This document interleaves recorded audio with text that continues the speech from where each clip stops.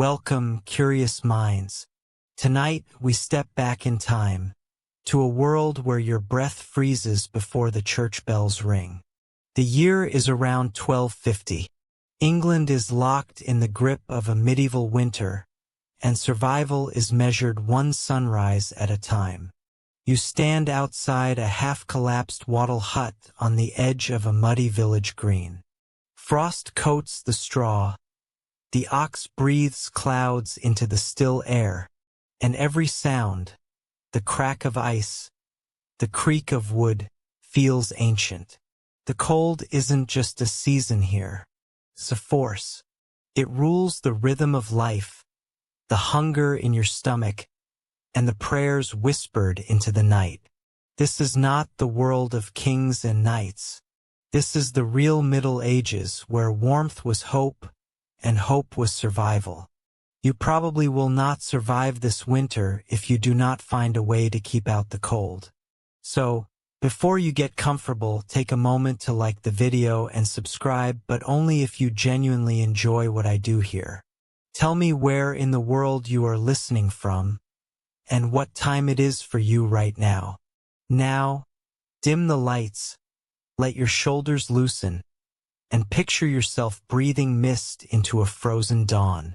You wake with the sound of a crow breaking the silence above a field rimed in silver. The sky is pale gray, and your blanket is little more than a rough wool sheet. The cold sneaks through every thread. You can almost hear the tiny crackle of ice forming on the thatch overhead. Somewhere beyond the fence, a stream is locked beneath a thin, milky crust, and you wonder how anyone ever managed to build something strong enough to stand against this.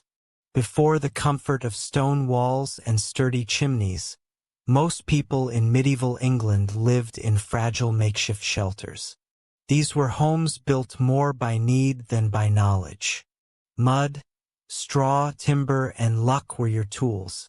The earliest villagers shaped the earth itself into safety, scooping shallow pits, raising mounds, and layering what they had. It is easy to forget that shelter did not always mean security. When you push your hand into the damp soil, it clings to your skin with the same chill that seeps into your bones. Historians believe that the very first medieval houses in rural England were what we would call cruck-frame huts, where massive curved timbers formed a sort of ribcage for the building. These were often filled with daub, a sticky mix of mud, clay, straw, and animal dung. You might wrinkle your nose at the smell, but it worked. Once dried, it held back the wind well enough to keep life inside and death outside. Still, the debate continues over just how long such walls could last before they began to crumble back into the ground. It is strange, perhaps, to imagine that the same soil beneath your boots could also serve as your insulation. You trudge through the frost toward a nearby cluster of huts, and you can feel the earth changing under your steps. Mud, where fires have melted the snow, frozen clods where no one walks. Inside, the air smells of smoke and damp wool. There are no windows, only a small hole above the hearth to let the worst of the smoke escape. Even so, the air is thick, heavy with soot that stings your eyes. Some nights, when the snow piles up and the door freezes shut, the only light is the dim orange of embers under ash. People sit close, pressed shoulder to shoulder, hands cupped around their own breath for warmth. It is here that you start to understand the miracle of surviving the season. You might envy the warmth of a wolf curled outside in its own fur. You hear stories of villages that vanished entirely after a hard winter, their huts buried in drifts until only the chimney posts showed. And yet, life continued. They built again each spring, patching and repairing with whatever the land provided. If the roof sagged, they added new straw. If the walls cracked, they smeared them with more mud. It was a rhythm of endurance, as constant as the frost itself. Curious little fact. Some early dwellings were partly sunk into the ground, almost like burrows. This helped trap warmth and block the wind, but it also flooded easily when the thaw came. Archaeologists have found traces of these sunken houses in Old English settlements, their outlines forming ghostly rings beneath the modern soil. Whether they were cozy refuges or damp nightmares remains a matter of scholarly debate. You crouch low beside a fire pit, hearing it hiss as wet wood burns unevenly. The scent of smoke lingers in your clothes, a badge of survival. In medieval life, smoke was not just an annoyance. It was a tool. Without chimneys, the smoke filled the room, curling under the roof beams and killing insects in the thatch. The villagers might cough and blink, but they also knew it kept away rot and pests. Strange to think that the same smoke choking your lungs was quietly protecting your home. When night falls again, the temperature drops so fast you can hear the wood creak in protest. The stars seem sharper, closer, as if the world itself is brittle. You lie beneath your coarse blanket, listening to the wind drag its fingers along the cracks of your hut. Your breath fogs in the dark. A small fleeting ghost that disappears before you can see it twice.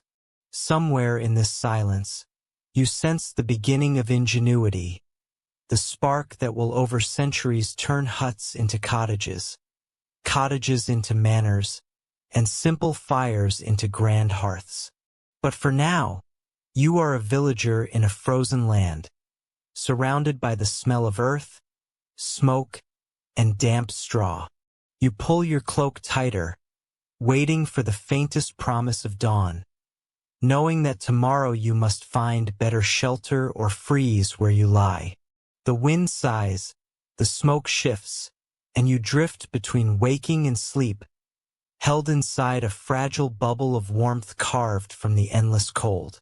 The next morning the world is still white and silent. You open your eyes to the smell of cold earth and ashes that never quite went out. The frost clings to the inside of your walls, delicate as lace, and every breath you take feels like swallowing mist. You crawl from your blanket and press your hand against the daub that holds the hut together. It feels both solid and fragile, a skin made from the land itself. Before people in England learned to shape perfect stones or fire-baked bricks, they turned to mud. Mud was everywhere, free and surprisingly clever. When mixed with straw, it became what builders called cob, thick and heavy, and good at holding warmth once dry. You scoop up a handful of it and feel the grit slide between your fingers, the faint warmth left from yesterday's fire. It smells faintly of hay and manure, the scent of survival. Imagine hundreds of hands working like yours, packing earth between woven sticks, smoothing it down, patching cracks that the frost keeps opening. This is how shelter begins, not as a grand plan, but as a desperate improvisation. People built with what they had, not what they wanted. Historians think some of these early mud walls were several feet thick, more like miniature cliffs than architecture. They would rise slowly, layer upon layer, drying in the rare winter Sunday.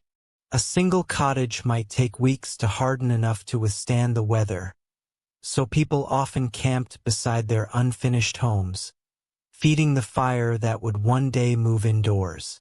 There are traces of these building mounds still hidden beneath English villages, where old foundations were never fully erased. You listen to the rhythm of work, the slap of hands against clay, the crunch of straw underfoot, the hum of cold wind weaving through the half-built walls. Each sound is part of a language you somehow already know: build or freeze, work or die. A strange but true tidbit whispers through history. People sometimes mixed animal blood into their daub to strengthen it. Cattle blood was prized for its binding power, though it made the walls dark and smelled like iron when it rained. Was that superstition or science? Scholars still argue whether it truly helped or if it simply made the builders feel protected by the spirit of their herd. You look up at your half-done roof and wonder what the first builders must have thought when the snow arrived early. The thatch is patchy, the beams crooked, and the cold air slips through gaps like a living thing. Even so, it is better than sleeping in the open. Inside, the smoke hugs the ceiling, blackening it like a painting of the night sky. The floor, packed dirt, is icy but firm beneath your boots. Someone has spread a few rushes last summer's reeds to soften the ground. They rustle when you move, their scent faintly sweet, like dried hay and riverbanks. When the walls were new, villagers often pressed small charms or broken pottery into the clay, secret gifts to the house itself. Some said they kept away frost spirits. Others claim they made the walls remember the warmth of summer. Modern archaeologists occasionally find these hidden relics: a child's bead, a bent nail, a chicken bone tucked between layers of earth. No one knows for sure what they meant, maybe hope, maybe habit. You watch the oldest man in the village as he repairs a wall by torchlight. His fingers are cracked, his breath shallow, but his movements are sure.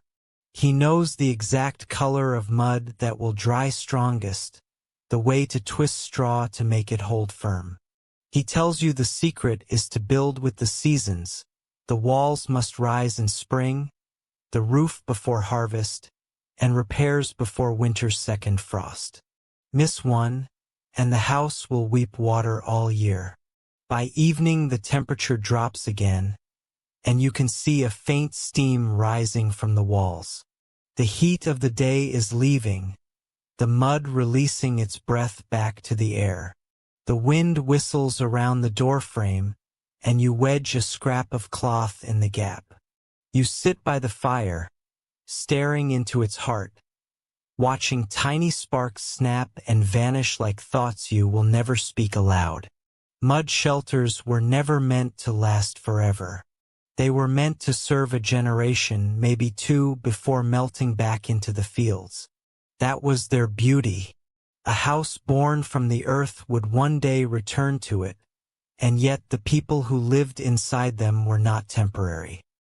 Their stories linger in the soil, in the way English villages still cluster low against the wind, in the names of places that sound like the ground itself. Claydon, Mudford, Ditchingham. As you settle for the night, the fire guttering low, you begin to understand why people called the land home before they called it England. Every handful of mud you pack into a wall carries a memory of your body's warmth, a promise that tomorrow you might still be alive. Outside, the stars burn coldly above the village. Inside, your little hut breathes slow and steady, its skin of earth holding back the dark. You drift into half-sleep, the smell of damp clay and smoke thick in your hair, and for a brief, fragile moment, the winter feels almost kind. The sound of axes carries through the frozen forest long before you see the men. Each thud rings sharp against the still air, echoing between the bare oaks. You walk toward the noise, boots crunching through frostbitten leaves. The smell of sap and cold bark fills your lungs clean and bitter. Here, in the greenwood, people come to gather the bones of their homes. Timber is life. Without it, no wall, no roof, no hope of surviving the next blizzard. Records from the period suggest that every village had its own woodwright, a man who knew how to read the forest. He could judge by touch which tree would split cleanly, which would warp, and which would stand straight for decades. In an age before metal nails were common, these skills meant everything. Wood joined wood by cunning, not by hardware. Pegs, wedges, and slots held cottages together as firmly as any modern screw. The air hums with effort as a beam drops, the crack of splitting fibers followed by a cheer. You help haul the log through the mud. It leaves a trail like a wound in the frost. Each trunk will be squared with adzes, hewn into posts, then lifted into place. The rhythm is slow but certain. It is the sound of a community building itself plank by plank. The scent of freshly cut oak is almost sweet, mingling with sweat and smoke from the fires kept for warmth. One curious superstition held that a tree should never be felled in silence. Someone had to speak to it first, to warn the spirit within. The belief was that trees could curse a builder if cut without respect. Even in later centuries, some carpenters tapped the trunk gently before cutting, whispering apologies. You imagine that small ritual under a sky heavy with snow, the words rising as faint mist, the forest listening. Archaeological finds confirm that many medieval houses were timber-framed, their skeletons made of oak or elm, sometimes even chestnut in southern counties. The joints were massive, the timbers hand-shaped and fitted like puzzle pieces.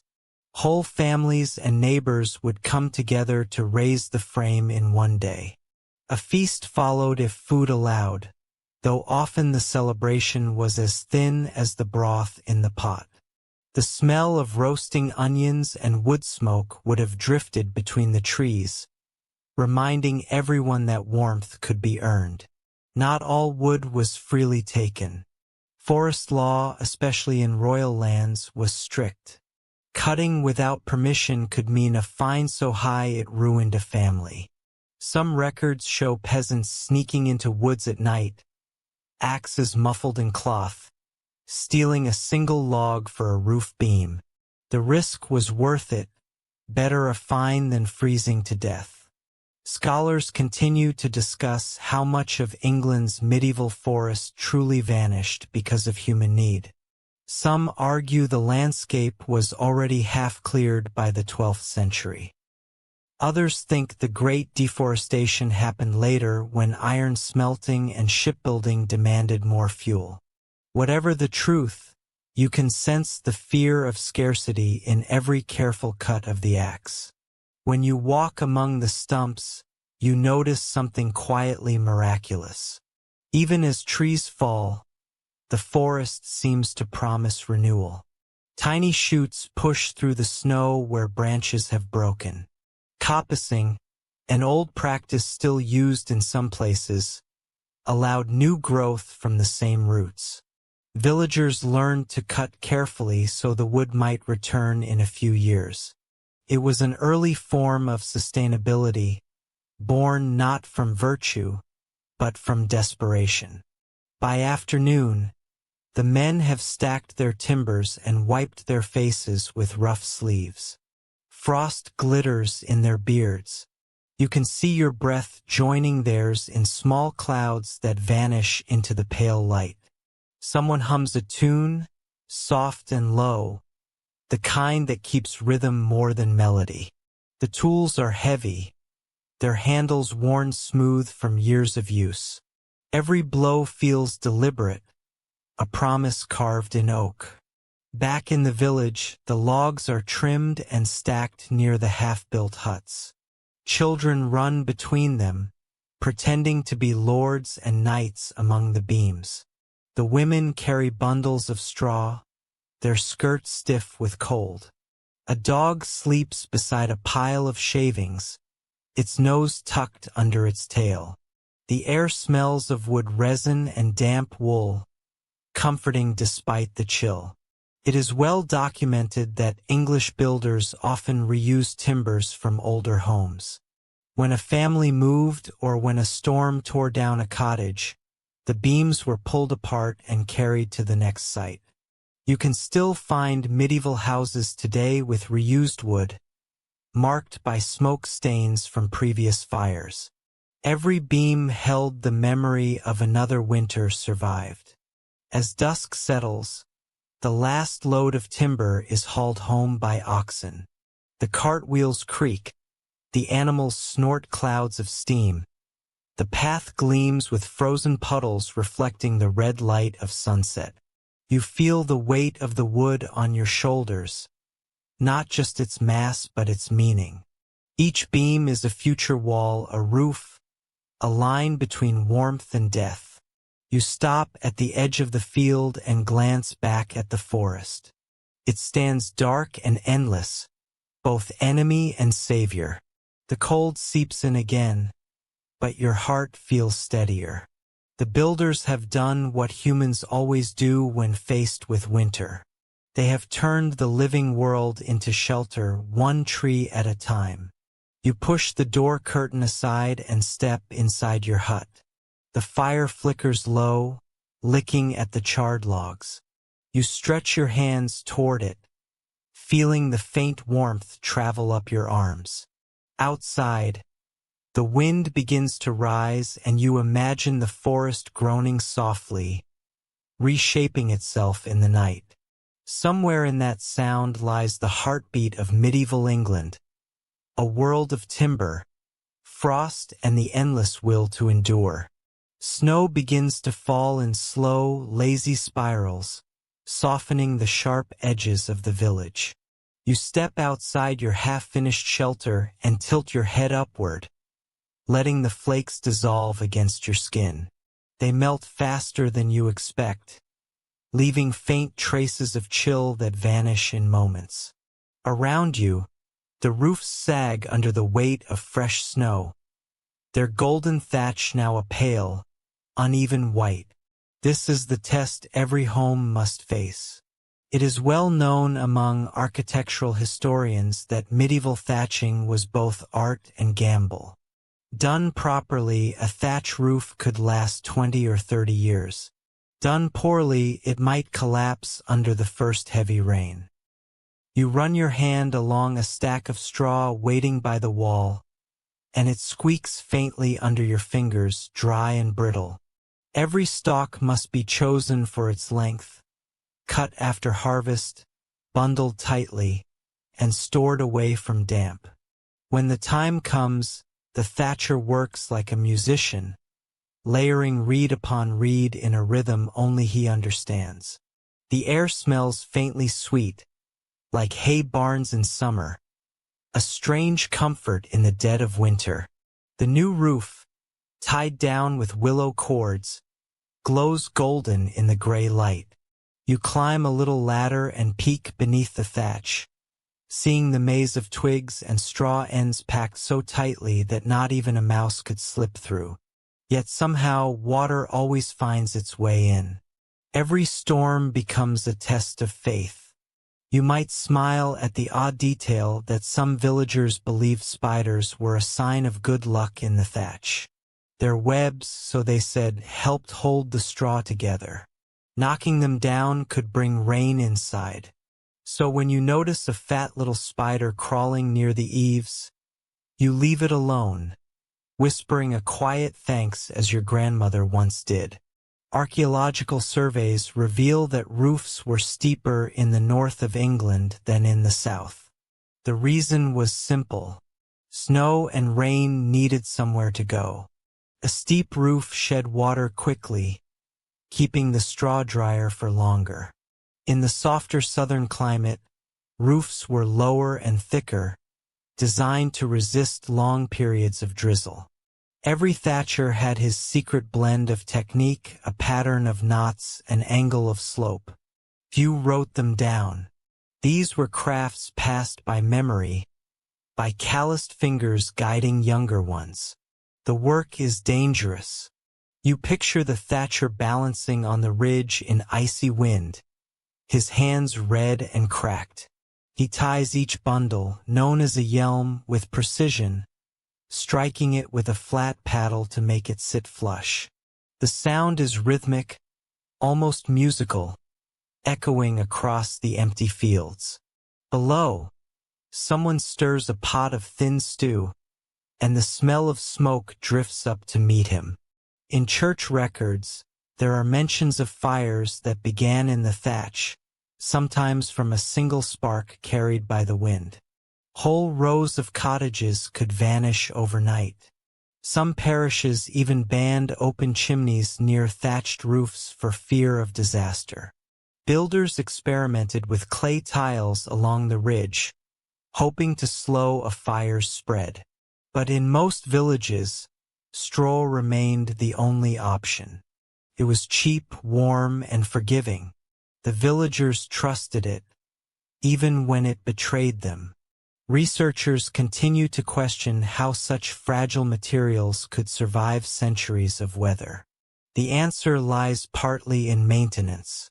Each year, families climbed onto their roofs, patching holes, combing away moss, tightening cords. The thatch was not a single act of building, but an ongoing relationship. You did not simply live under your roof. You cared for it as though it were alive. Inside your cottage, you can hear the snow sliding off the slope, the faint hiss as it lands in the mud. The roof breathes with the weather, creaking as the straw settles. You can smell smoke mingled with damp straw, a scent that clings to your clothes. It is not unpleasant, only earthy, familiar. The smell of a life anchored to land and labor. An odd little tradition once common in parts of East Anglia involved placing a roof charm beneath the ridgepole, a hidden talisman made of woven rush or carved wood. It was meant to guard the home from storms. A few of these charms have been found centuries later, blackened but intact. Hidden like quiet prayers in the bones of old houses. Some experts think they had pagan origins. Others claim they were simply lucky tokens. No one can say for sure, but it is easy to imagine a thatcher pressing one in place, whispering something he barely believes himself. The snow thickens. The sound of the wind grows gentler as the thatch muffles it, turning sharp gusts into low murmurs. You can almost hear the house settling, adjusting, alive in its own way. The fire pops softly, sending sparks toward the smoke hole. Each flicker reflects on the low ceiling, painting brief golden shapes before fading. Outside, the world is pure white. Inside, it is brown, smoky, and warm in the middle. You sit by the hearth and listen to the roof whisper to itself.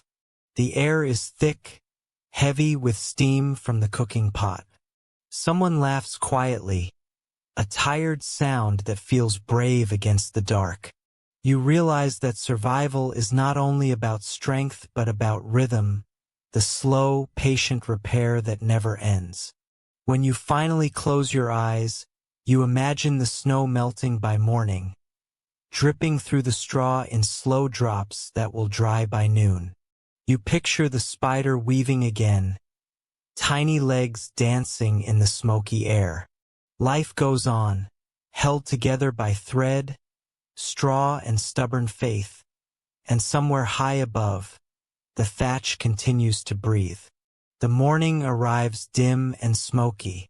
A pale sun tries to rise behind a haze of frost, its light filtered through the hole above your hearth. The fire has sunk into red embers, quietly humming beneath a crust of gray ash. You stir it with a stick, watching the glow reawaken like a heartbeat. The room fills with the faint scent of peat and burning oak, the kind of warmth that feels earned rather than given. It is well recorded in manor documents that the hearth was the center of every medieval home. It was not only a source of heat but of life itself. The fire cooked meals, dried clothes, warmed newborns, and served as light long after sunset. Without it, there was only darkness and disease. In winter, The hearth became the one spot where survival was possible, and every decision in the household revolved around keeping it alive. The hearth is not large, just a shallow pit lined with stones and ash. The smoke drifts upward, curling around the roof beams before escaping through a small hole in the thatch. Sometimes it does not escape at all. The air grows thick and your eyes sting. You cough, wave the smoke away, and laugh quietly. Everyone in your time lives with this. The walls are streaked with soot, the ceiling blackened like charcoal. But the warmth seeps into your bones, and that is what matters. Most chroniclers of the age describe how smoke became an uninvited guest that nobody dared chase away. It disinfected the air, kept insects from nesting, and dried the timbers against rot. Even as people complained of coughing and watery eyes, they also understood the hidden value of this smoky companion. It gave their homes a strange kind of immunity. You might find it curious that in some villages, the hearth fire was never allowed to die completely. If it went out, people believed it brought bad luck or even death. A single coal would be borrowed from a neighbor to relight it, carried in a clay pot covered with moss to keep it smoldering. Imagine the sight of that dull red glow traveling across the snow. The promise of warmth passed from one house to another. Archaeological excavations have uncovered ancient hearthstones, sometimes marked with carvings of crosses or small circles. Whether they were religious symbols or simple decorations, no one truly knows. Some experts think the markings were a form of blessing, meant to protect the flame itself. In an age when fire could save or destroy, people treated it like a living god. The size and shape of the hearth often showed a family status. Wealthier households built theirs in the center of the floor, large enough for an entire family to sit around. Poorer villagers had smaller pits, barely enough to boil a pot. But wherever the hearth stood, it defined the rhythm of life. Meals were timed by how the wood burned, and sleep began when the last light faded into embers. There is a fascinating account in a 14th century chronicle of a village that suffered a terrible freeze. Every household, it says, gathered their fires together in one large pit in the middle of the square. Families slept side by side, their faces lit by a single shared flame. Whether the story is truth or legend remains uncertain, but the image endures, one fire for an entire community, flickering against the frozen dark. Some historians suggest that the placement of the hearth influenced how medieval architecture evolved. Homes without chimneys had to let smoke escape through a central roof hole, which meant no upper floors. Only when chimneys appeared centuries later did houses grow taller, rooms stacking above one another like layers of warmth. The hearth gave way to the fireplace, and the fire itself became a framed spectacle rather than a smoky survival tool. You sit near your own pit, adding a small log. The flames lick the edges, snapping softly. The sound is steady, comforting, like the pulse of the earth. You can feel heat radiating outward, the chill retreating inch by inch. You hold your hands close, palms pink in the glow. The smoke twists upward in ghostly ribbons, carrying with it the smell of resin, old stew, and a hint of burnt wool. It fills the small space with its own kind of music. Every household had its rituals. Before bed, someone would rake the ashes carefully over the fire to keep the coals alive until morning. In some regions, this was called smoring the fire, a word that means to smother gently. You do this now, pressing the ashes in slow circles, feeling the warmth fade to a drowsy hum. The house darkens but stays alive, the air heavy with comfort and soot. A few early texts even describe using dried animal dung as fuel when wood was scarce. You wrinkle your nose at the thought, yet the heat it gave was steady and clean once burning. Nothing was wasted. Everything became part of survival. The smell, sharp at first, mellowed into something earthy, familiar. In a strange way, it blended with the scent of life itself. When you lie down on your mat that night, the glow from the hearth paints the walls in shades of amber. Shadows shift gently across the ceiling, and you feel the rhythm of the fire in your breathing. Outside, the wind claws at the thatch, but inside there is stillness. You listen to the faint pop of a dying ember, the whisper of smoke slipping into the cold sky. The hearth, your companion, sighs softly like a tired animal settling to sleep. You close your eyes, grateful. Every spark is a heartbeat, every flicker a promise that winter has not yet won. The fire hums, ancient and loyal, the first friend humanity ever made.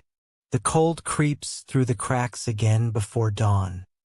You wake to a faint whistling, the sound of air squeezing between warped timbers and loose thatch. It feels alive, a sly guest slipping through the smallest gaps. You sit up, pull your cloak tighter, and run your fingers along the edge of the door. The wood has swollen from damp and now fits crookedly in its frame. You push it open, and frost falls in a glittering sheet. Contemporary records describe how medieval cottages often struggled against the elements. Builders did what they could with limited tools, but wood shrinks, earth settles, and roofs sag. Floors were bare ground most of the time, packed down by countless footsteps. Only wealthier villagers spread rushes or straw, replacing them each week when rot set in. The cold climbed up from the earth like a ghost that refused to stay buried. The doorway groans as you close it again, a tired sound that belongs to both the wood and the wind. You wedge a stone at the base to keep it shut. The floor beneath your feet feels colder than the air itself. You can imagine frost forming beneath the rushes, little crystals waiting to bite your toes when you step too close. The air smells of damp straw, smoke, and earth. It is not unpleasant, just honest, the scent of living close to the world's edge. There was a curious household trick once used to stop drafts. Villagers packed the gaps in their walls with sheep's wool or moss soaked in animal fat. It hardened as it dried, sealing the wind outside. Sometimes a feather or a small charm was pressed into the crevice for luck. A few of these wish plugs, as some folklorists call them now, have been found centuries later inside old beams, tiny fossils of hope. It is well documented that most peasants lived in one-room houses, shared by both people and animals. The family slept in one corner, the goats and chickens in another, their warmth helping to keep the air tolerable. A raised wooden platform might serve as a bed if fortune allowed, but often you simply lay on straw. The floor itself was part of daily life, a workbench, a dining area, and sometimes, on the harshest nights, a burial ground for livestock lost to cold. Researchers have long debated how people tolerated such conditions. Some argue that medieval bodies were hardier, adjusted by constant exposure. Others suggest that hunger and exhaustion dulled the sense of discomfort. Whatever the reason, life persisted. The people of the time understood how to layer their world, insulating themselves not with blankets but with habit and acceptance. You squat near the fire, which has nearly died, and add a handful of twigs. The flame crawls upward reluctantly, its light trembling on the smoke-darkened walls. The door rattles again. Every gust of wind makes the hinges whine, and you can hear the faint hum of air pushing beneath the roof. You picture the thatch above you shifting slightly, releasing small flakes of snow into the room. One lands on your sleeve and melts into a tiny wet circle. A rather unexpected custom is recorded in a few parish notes from Yorkshire. Some households hung dried herbs above their doors, believing they could calm the wind.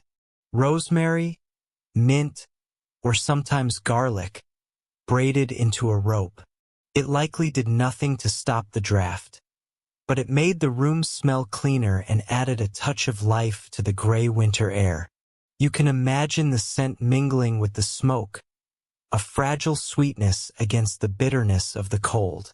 The floor creaks as someone moves behind you. It is uneven, worn by years of footsteps. The boards are scarce and precious, scavenged from older ruins or the wreckage of carts. You run your hand along one, feeling grooves carved by time and barefoot children. In some houses, people spread sand over the dirt to absorb moisture, sweeping it away each morning. Simple, practical, quietly ingenious. A few early builders experimented with raised stone thresholds to block water and wind from crawling inside. Evidence from old village remains shows these were often built from fieldstone or even fragments of old millstones. Yet even those could not stop the chill from slipping through. The air always found a way. It always does.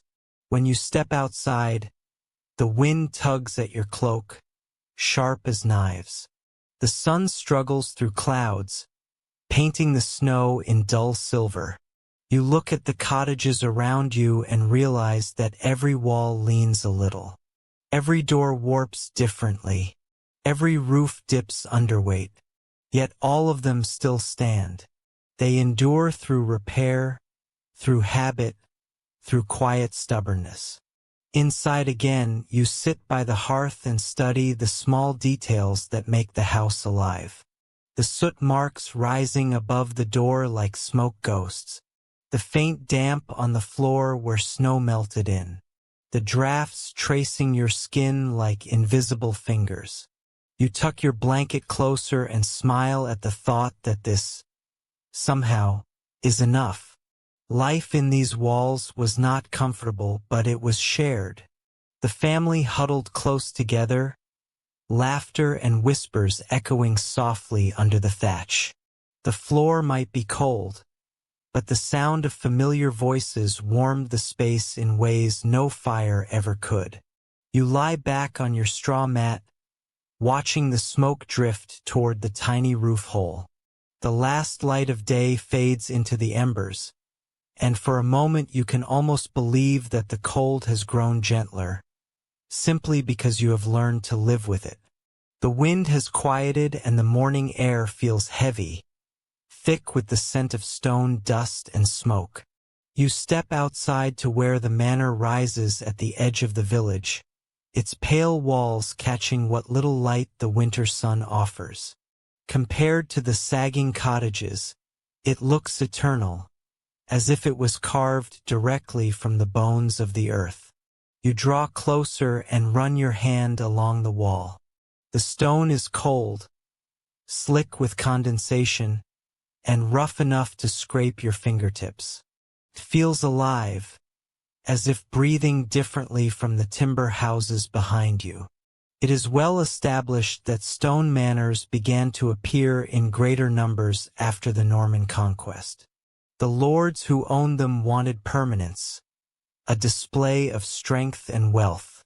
While the peasants patched their homes with mud each year, these buildings were meant to defy time itself. The walls were often built of limestone or sandstone, quarried from nearby hills and dragged by oxen for miles. Masons shaped the blocks by hand, their hammers echoing across the frozen fields. You watch one such mason at work. His breath steams in the air as he lifts his chisel, tapping in steady rhythm. The sound rings through the courtyard like a heartbeat. Each strike chips away a small piece of stone, each flake a fragment of history. The smell of fresh-cut limestone is sharp, almost metallic.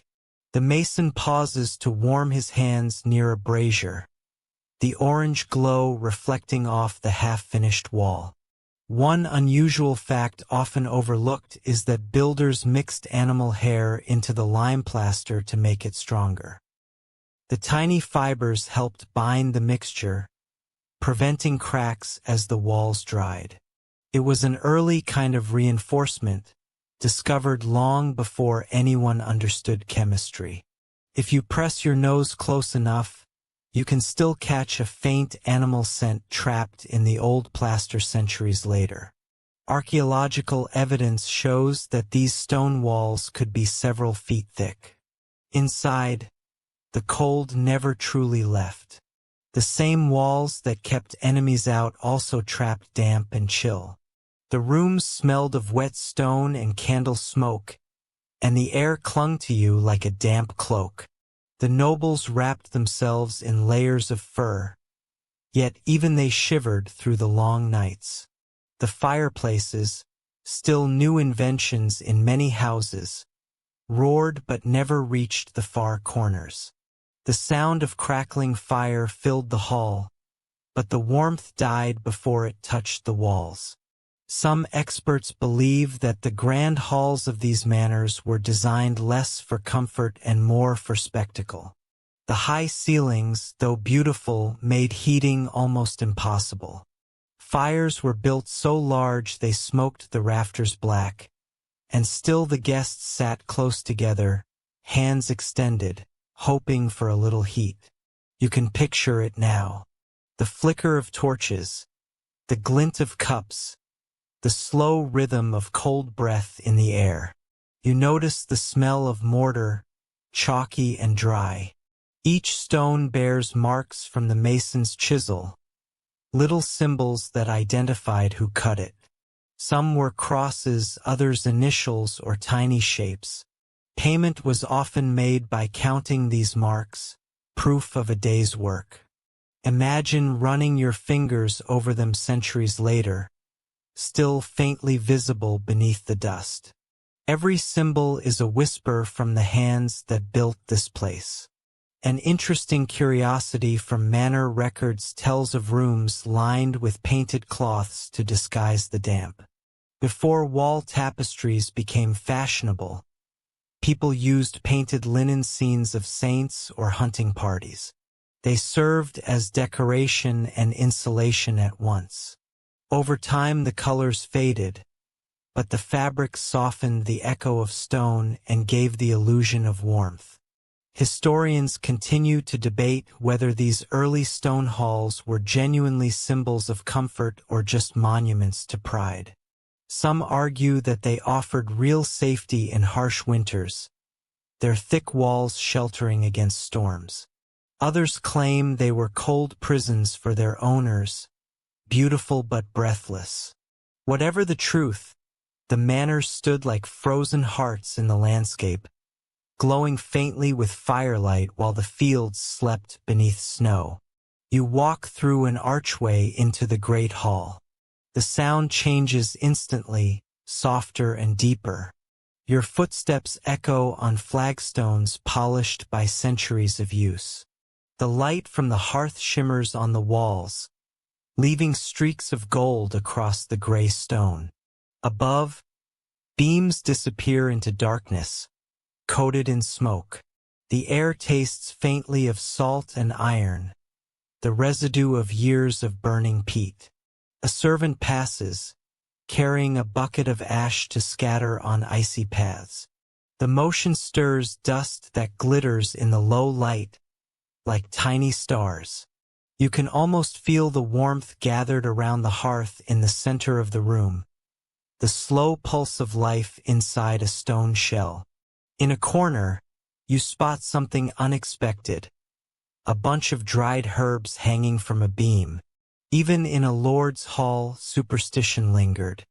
Some said rosemary warded off illness, others that it pleased the household spirits. No one questioned it aloud. Tradition held power long after faith, and reason tried to explain it away. As evening settles, you step outside again. The stone walls glow orange from within, a faint pulse of firelight behind narrow windows. The cold wind presses against your face, and the house looms above you like a mountain, unyielding yet patient. You understand now that the grandeur of the manor was not in its comfort, but in its endurance. It was a fortress against both enemies and the unrelenting winter, a monument to the human refusal to yield. The village below lies quiet, roofs covered in snow, the smoke from hearths rising in thin silver trails. You breathe deeply, letting the chill bite your lungs. The manor behind you stands silent, heavy, eternal. Inside, someone stirs another log into the fire, and for a fleeting moment, warmth flickers against the endless cold. The morning mist clings to the fields as you walk down from the manor toward the cluster of cottages below. The contrast is striking. Behind you, the stone walls of the Lord's house shimmer faintly in the cold light, solid and self-assured. Ahead, smoke rises from low roofs, each hut crouched close to the ground as if bowing beneath the weight of winter. You can hear faint laughter mixed with coughing, the familiar music of a village still alive. Chroniclers from the Middle Ages often described the English countryside as a patchwork of extremes. The Lord's Hall and the peasant's hut stood only a few hundred yards apart, yet they belonged to different worlds. The manor glowed with torches and ironwork. The hut smelled of wood smoke and cabbage soup. Both, however, shared one unshakable truth. The cold showed mercy to no one. You push open the door of a peasant cottage. It gives way with a groan, revealing a space no larger than a modern bedroom. The walls are made of wattle and daub, patched with mud so many times they resemble the hide of some great animal. The roof is low enough that you have to bend your head. In the corner, a small fire burns under an opening in the ceiling. The smoke drifts lazily, reluctant to leave. A woman stirs a pot over the flames, and the smell of onion and barley fills the air. Archaeological evidence confirms that such cottages often measured less than 20 feet long. The entire family, sometimes 6 or 7 people, slept in one room together. The animals, 2 goats and perhaps a cow, stayed on the other side of a wooden partition. Their breath warms the space almost as much as the fire. The floor is a mix of earth and straw, softened by years of use. An odd practice sometimes mentioned in folk accounts was the habit of hanging old shoes above the door. People believed they trapped evil spirits or misfortune trying to enter the house. Centuries later, when restorers repair ancient cottages, they still find these hidden shoes tucked into beams or chimney corners. It is a quiet reminder that fear of the unseen was as real as the fear of the cold. Inside the hut, the air feels close, almost alive. The children sleep under coarse blankets, curled like kittens. The mother hums quietly, her voice blending with the crackle of the fire. You notice the soot-streaked ceiling and the uneven light flickering across the walls. It is smoky, dim, and yet strangely peaceful. Every inch of this place is shaped by necessity. Every object has a purpose. Historical accounts show that peasants used whatever they could find for furniture. A plank balanced on barrels served as a table. Stools were carved from tree trunks. Beds, if they existed, were straw-stuffed sacks laid on the floor. The most valuable object in many homes was the iron pot handed down through generations. Everything revolved around that pot.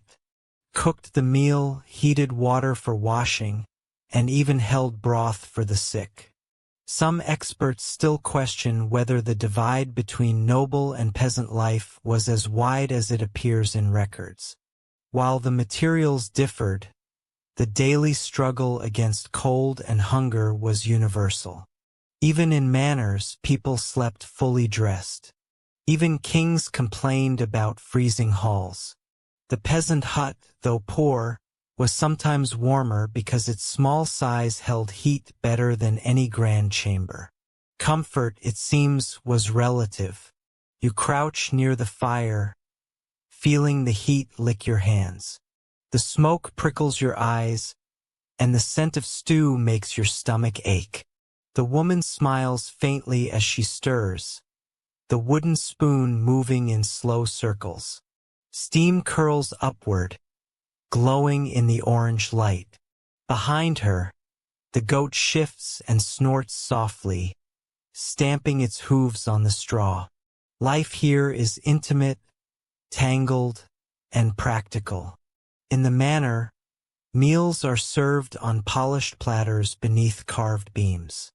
Here, supper is a single pot shared by everyone, eaten with wooden spoons and fingers. Yet the warmth in this tiny room feels deeper, more human. The air is thick with laughter, coughs, and the soft murmur of prayer. A piece of bread passes from hand to hand, and every crumb feels precious. A curious piece of folklore claims that villagers used to whistle softly while tending fires, believing it kept the flame awake. You try it now, a low tune barely audible, and the children glance at you and giggle.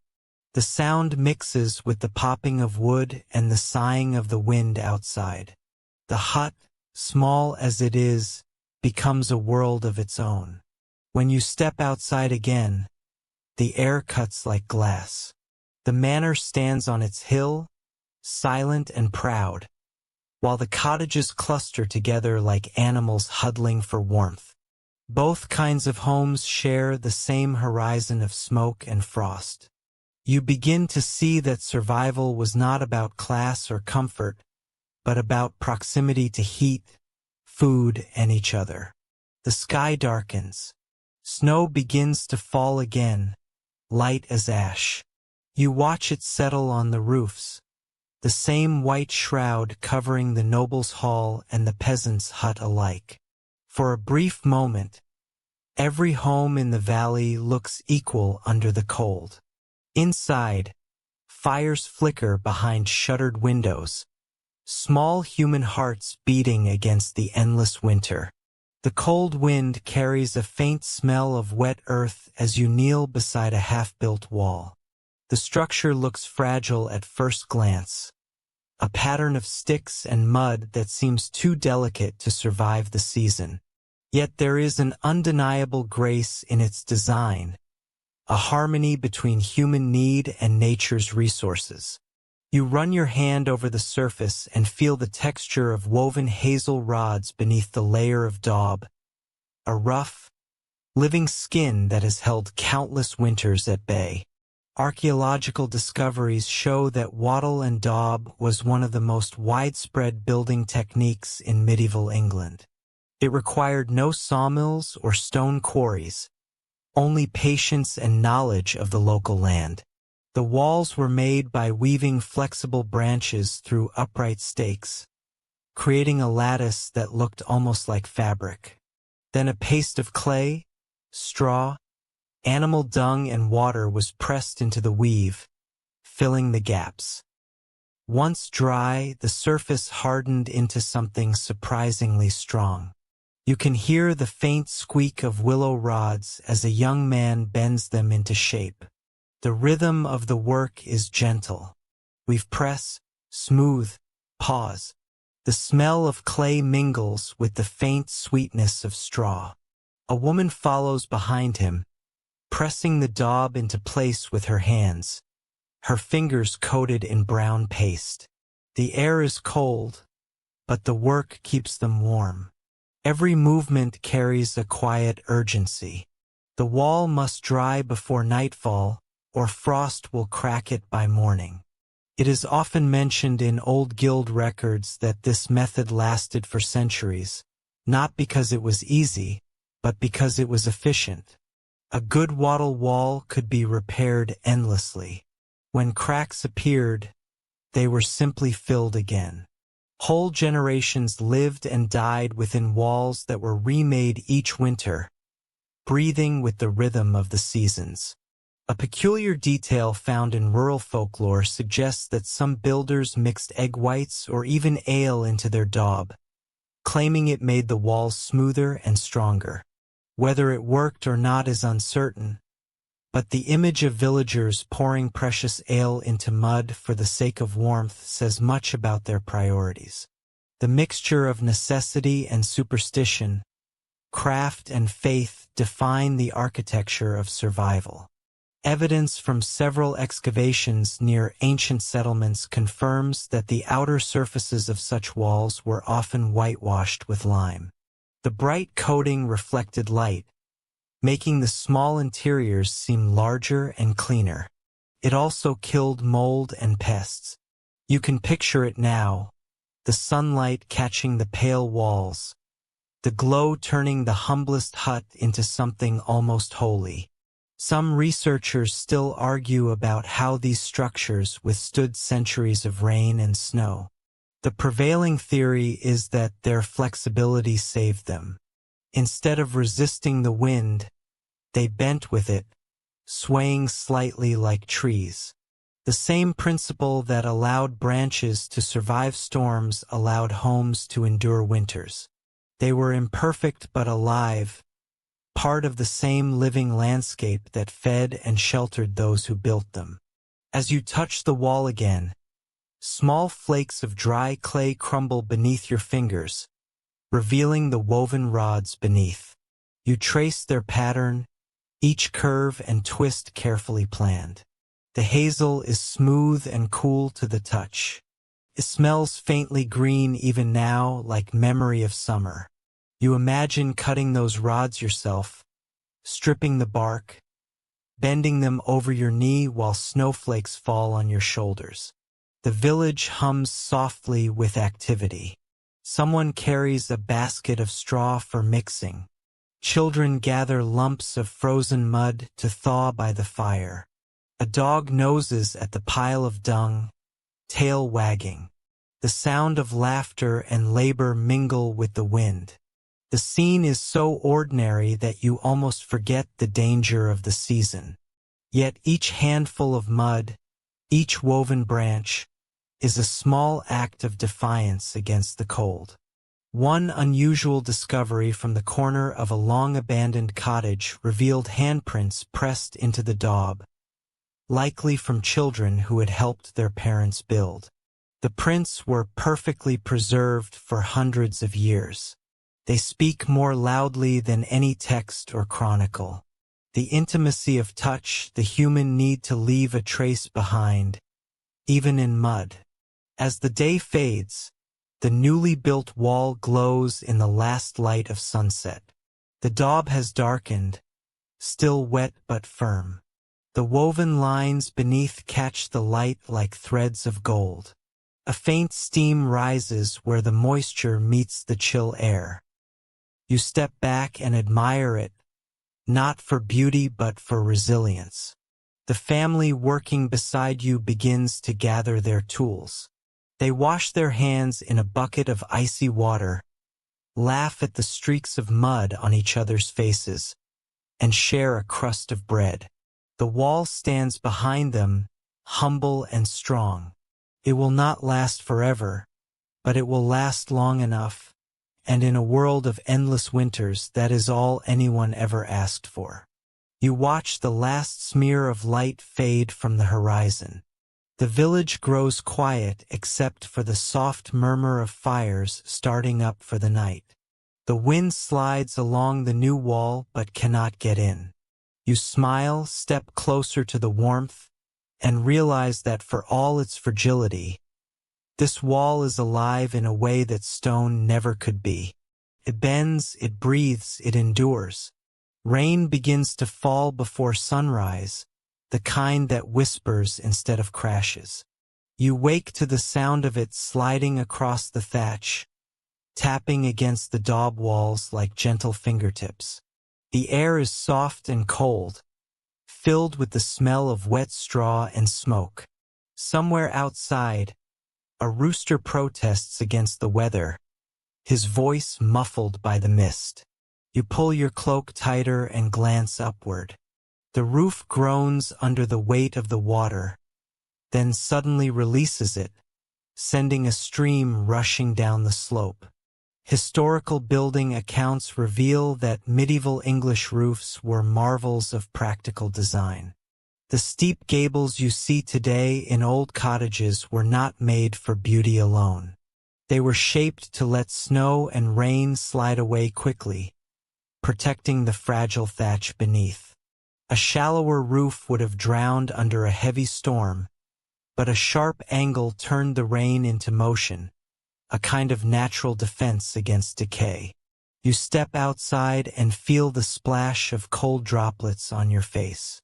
The roofs of the village gleam like animal hides, dark and glistening.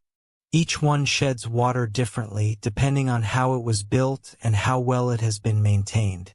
Some roofs hum quietly as rain runs down in threads. Others drum like shallow drums. The whole village becomes a living instrument of weather.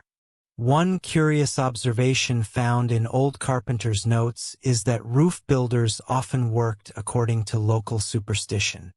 They avoided cutting timber on certain days, believing it angered the spirits of the forest, which might cause leaks later. Whether by coincidence or wisdom, many roofs built with such caution survived for generations. You can imagine the builders pausing in the forest, whispering quick words of respect to the trees before cutting the beams that would one day cradle a family. The smell of rain mixes with smoke from the hearths, creating a scent that feels ancient and grounding. Water trickles from every eave and gathers in muddy pools at your feet. The villagers move slowly through the drizzle, carrying buckets, covering firewood, checking the tightness of roof cords. Each drop is a small test. The people know that a single weak patch could mean ruin by morning. Records from monastic archives mention that medieval builders used a variety of roof coverings beyond straw. In richer areas, wooden shingles or stone tiles were used, though these required strong beams to support their weight. Lead sheets sometimes covered church roofs, shimmering like dull silver in the rain. But for most people, straw, reed, or heather remained the answer. These materials were light, plentiful, and forgiving. If the thatch leaked, you patched it. If it rotted, you replaced a section. It was not perfect, but it was human. Architectural historians still discuss how much of the medieval roof design came from trial and how much from inherited wisdom. Perhaps the villagers did not think of it as architecture at all, just instinct passed through generations. Yet the results speak for themselves. Many of the same principles survive in English cottages today, centuries after the first thatchers learned how to listen to rain. You crouch beneath an eave, watching rivulets of water travel down the straw like threads of glass. The rhythm is hypnotic, steady, soothing. Inside, you can hear muffled voices, laughter mixed with the scraping of wooden spoons in bowls. The roof shields that world of warmth and chatter from the relentless gray above. A rather touching folk custom involved placing a small bundle of flowers or herbs at the roof's highest point when construction finished. It was a sign of gratitude, a blessing for the home. In some villages, a single stalk of wheat was tied at the ridge to honor the harvest that made the roof possible. Centuries later, people still find these hidden bouquets, dry and fragile, tucked beneath layers of straw. You reach out and catch a handful of rainwater as it drips from the edge of the thatch. It is icy but clean. The villagers sometimes collected such runoff in wooden barrels to use for washing or brewing ale. Rain from a freshly thatched roof was considered the purest water of all, as though the straw filtered not just dirt but misfortune. You rinse your hands and watch the drops fall back into the mud, disappearing instantly. By mid-morning, the rain softens, becoming a fine mist that seems to hang in the air. The village looks peaceful, its roofs gleaming like wet fur. The smoke from the chimneys rises straight up, pale and lazy. You realize how much the entire settlement depends on these angles and materials, how every slope and curve is an answer to the same question. How do you live beneath a sky that never stops crying? Inside your hut, the air feels warmer now. The fire hisses as a few drops fall through the smoke hole. You smile, knowing that even the best roof leaks a little. You place a pot beneath the drip and listen to the steady plink of water. The sound is oddly comforting, a reminder that the world outside is still alive. When night comes, the rain begins again, harder this time. It pounds on the thatch like drumming fingers, loud yet rhythmic. You pull your blanket over your shoulders and close your eyes. The roof groans, the wind hums, and the water runs in steady streams. It is a storm, but it feels less like a threat and more like a song. The song of survival echoing through straw and wood. You drift towards sleep, the melody of rain blending with the slow heartbeat of the fire. The storm has passed, leaving the world damp and still. Smoke rises from every chimney, hanging low across the village like a gray blanket. You step outside and feel the faint warmth of the earth beneath your boots, the ground thawing just enough to soften. A rooster crows again, this time sounding triumphant, and you cannot help but smile. The air tastes of soot and wet straw, heavy but alive. It is recorded in several manor surveys that medieval villages were built close together for more than just convenience. Proximity meant protection, both from raiders and from the cold. The walls of one house leaned toward the next, breaking the wind, trapping warmth between them. Each cottage became a small part of a larger body, breathing and heating together. It was an accidental kind of engineering, one born from necessity and habit rather than design. You walk through the narrow lane between houses, your shoulder brushing damp walls. The gaps between them are barely wide enough for two people to pass. The air smells faintly of smoke, cabbage, and animals. Somewhere a baby cries, a sound that seems to echo through the timbers. In the space between two roofs, a wooden beam stretches overhead, almost touching both sides. It feels like the village itself is holding hands to stay upright.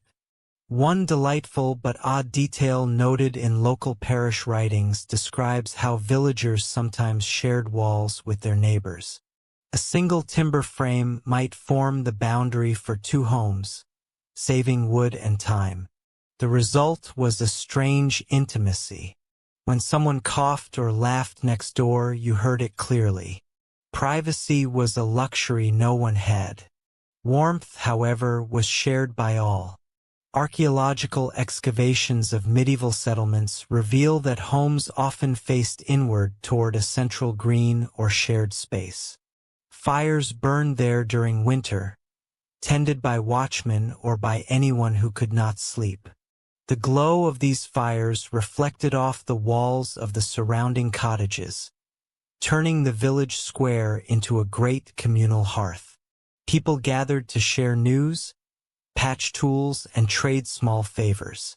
Even in the dark, they found light in each other.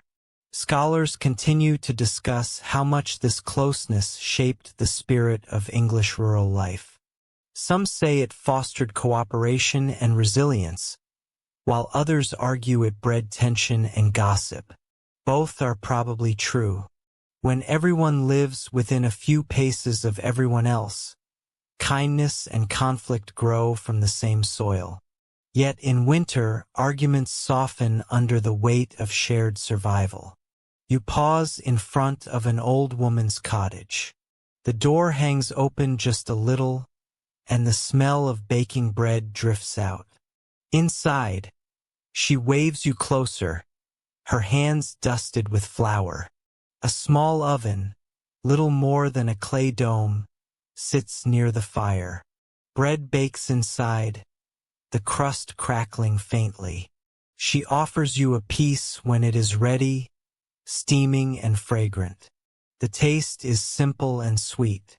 She smiles, and you notice her breath forming small clouds that vanish before they reach the ceiling. It is well documented that bread ovens were sometimes shared between households. Not every home could afford one, so families took turns baking. The heat from the oven stayed long after the bread was done, and people often slept nearby to enjoy its fading warmth. The oven became a silent neighbor, one more participant in the endless struggle against cold.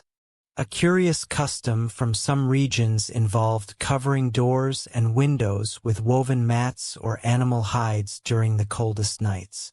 Families would stretch these across openings, sealing out the wind. In wealthier homes, thick tapestries served the same purpose. But here simplicity ruled. You run your fingers over one such mat now, rough and warm from the smoke inside. It smells faintly of sheep and ash. You notice how the lanes of the village twist slightly, curving around old trees or wells. Nothing is straight. Every line bends towards shelter. The cottages crowd together like a flock, their roofs nearly touching. Between them, the air is noticeably warmer. You exhale and see less mist in your breath. It is not your imagination. The entire village acts like one long cloak, holding in heat that no single house could keep. A group of children runs past, their laughter echoing between the walls. One boy carries a stick with a bit of cloth tied to the end, pretending it is a torch. His friends follow, shouting half-remembered lines from the church sermons. The sound fills the narrow path, bouncing from house to house until it feels like the village itself is laughing. By evening, the smoke from every chimney has joined into one long ribbon drifting toward the woods. The lanes glow with the reflection of firelight through cracks in doors. You walk slowly, listening to the chorus of daily life. A cough, a clatter of bowls, a lullaby sung softly. Each sound folds into the next, a patchwork of endurance. You realize now that warmth in medieval England was not only a matter of hearths and roofs. It was a product of closeness, both physical and human. The villagers built their homes against each other, and in doing so, they built a community that could survive what no single person could face alone. You turn toward your own cottage, its walls pressed tight against your neighbor's. Through the thin partition, you hear a baby's sigh and a woman's quiet hum. The sound comforts you. As you lie down, the fire low beside you, the walls feel warmer, not because of the materials, but because of the lives beating softly just beyond them. Outside, Frost creeps across the roofs again, linking one to another until the village sleeps under a single sheet of silver. The night is cold, but not cruel. Not here where every breath of warmth belongs to everyone. The morning light slides gently through a slit in the shutter, a narrow line of gold cutting across the smoky air. You rise to the sound of soft hammering outside, rhythmic and patient. The carpenter is already at work. His tools lie neatly on a cloth. An adze, a wooden mallet, a narrow saw, and a few iron nails so precious that he counts them before every job. You step out into the crisp air and watch him shape a beam of oak, his hands moving with an easy confidence born from years of repetition. It is widely recorded in medieval building accounts that carpenters were among the most respected craftsmen in a village. They built homes, barns, carts, and even bridges. Their skill meant survival, and their mistakes could mean ruin. Every joint had to fit tightly, every peg had to hold. Without their hands there would be no roofs above heads, no walls against the wind. You hear the sharp thud of the adze cutting into wood. Each stroke releases a curl of pale shavings that scatter like feathers on the frozen ground. The air smells of fresh oak, sharp and clean.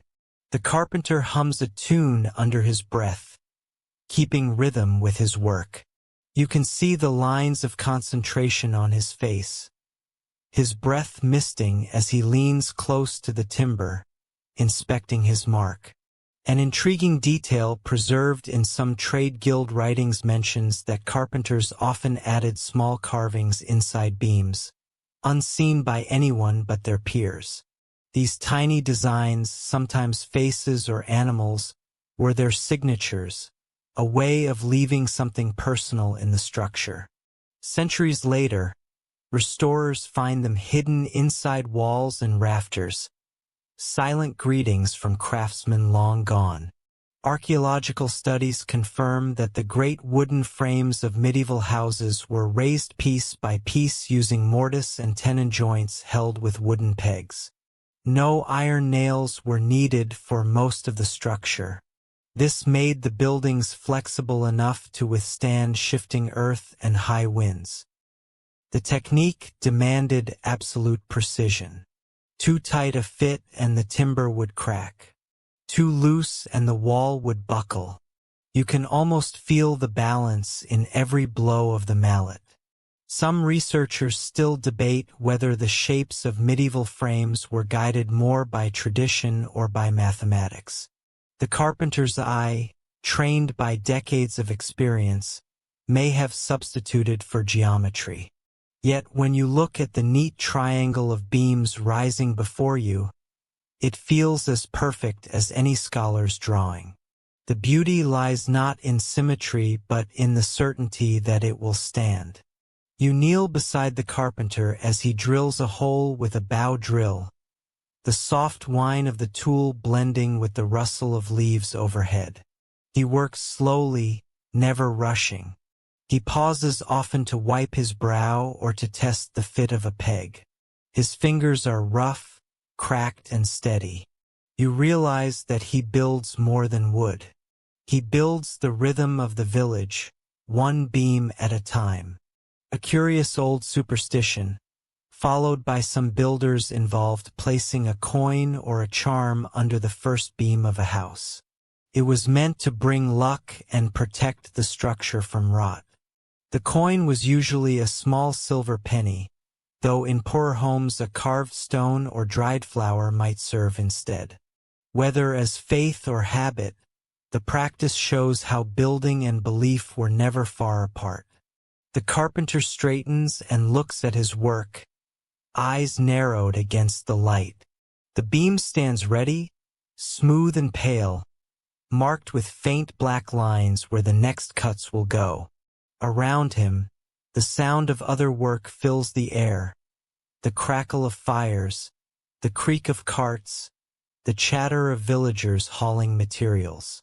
You realize that every hammer blow, Every joint and every cut of timber connects one person to another in this web of winter survival. In the manor records, carpenters were often paid not in coins, but in food, shelter, or clothing. Some even lived temporarily in the homes they built, their beds tucked beneath unfinished roofs. It made sense. The craftsman who created warmth needed warmth himself. The village relied on his skill, and in return he relied on their kindness. The smell of sap fills your nostrils as the carpenter applies a thin layer of pitch to the beam's end to keep out moisture. The dark resin glistens in the morning light, sticky and fragrant. It smells faintly of pine and smoke, the scent of preservation. The craftsman wipes his hands on his apron and smiles. His work today will last long after the storm has passed. You stand back as he and his helpers lift the beam into place. The air fills with shouts and the deep groan of wood under strain. The frame rises slowly, catching the light like a skeleton reaching for the sky. When the final peg slides into its hole, the carpenter steps back, crosses himself, and nods with quiet satisfaction. By evening, the structure stands complete, stark against the setting Sunday. The smell of wood lingers, mixed with sweat and laughter. The carpenter sits near the fire, sharpening his tools, his movements slow and practiced. He does not speak much, but you can feel the calm pride radiating from him. The house now has its bones, and those bones will hold warmth for generations. You walk home under a sky streaked with pale clouds. The wind has dropped and the village is still. In the distance, you can see the new frames silhouetted against the horizon, strong and simple. It is not just a shelter. It is a promise carved in oak. You smile knowing that when the snow returns, the beams will groan softly, but stand firm, carrying the memory of the hands that shaped them. The next day dawns in a haze of gray smoke and weak sunlight. The cold still grips the village, but something feels different. A strange new scent floats on the air, sharper and more metallic than would smoke. You follow it toward a nearby cottage where a small crowd has gathered. They are watching a mason and a blacksmith argue gently over a stack of newly fired bricks. It takes you a moment to understand what you are looking at, the early shape of a chimney. According to surviving records from the late 13th century, chimneys began to appear gradually in English homes. Before that, smoke from open hearths simply drifted out through roof holes or unglazed windows. The idea of guiding it through a vertical shaft was revolutionary.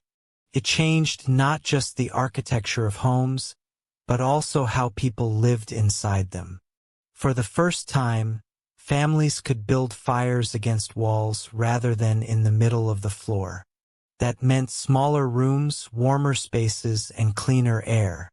The mason chips at the edge of a brick, testing its hardness. The sound is sharp and rhythmic, echoing off nearby walls. Each brick is slightly uneven, handmade from the same clay that built the Dorb cottages.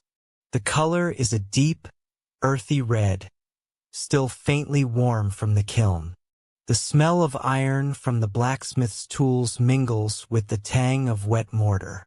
You can taste grit on the wind.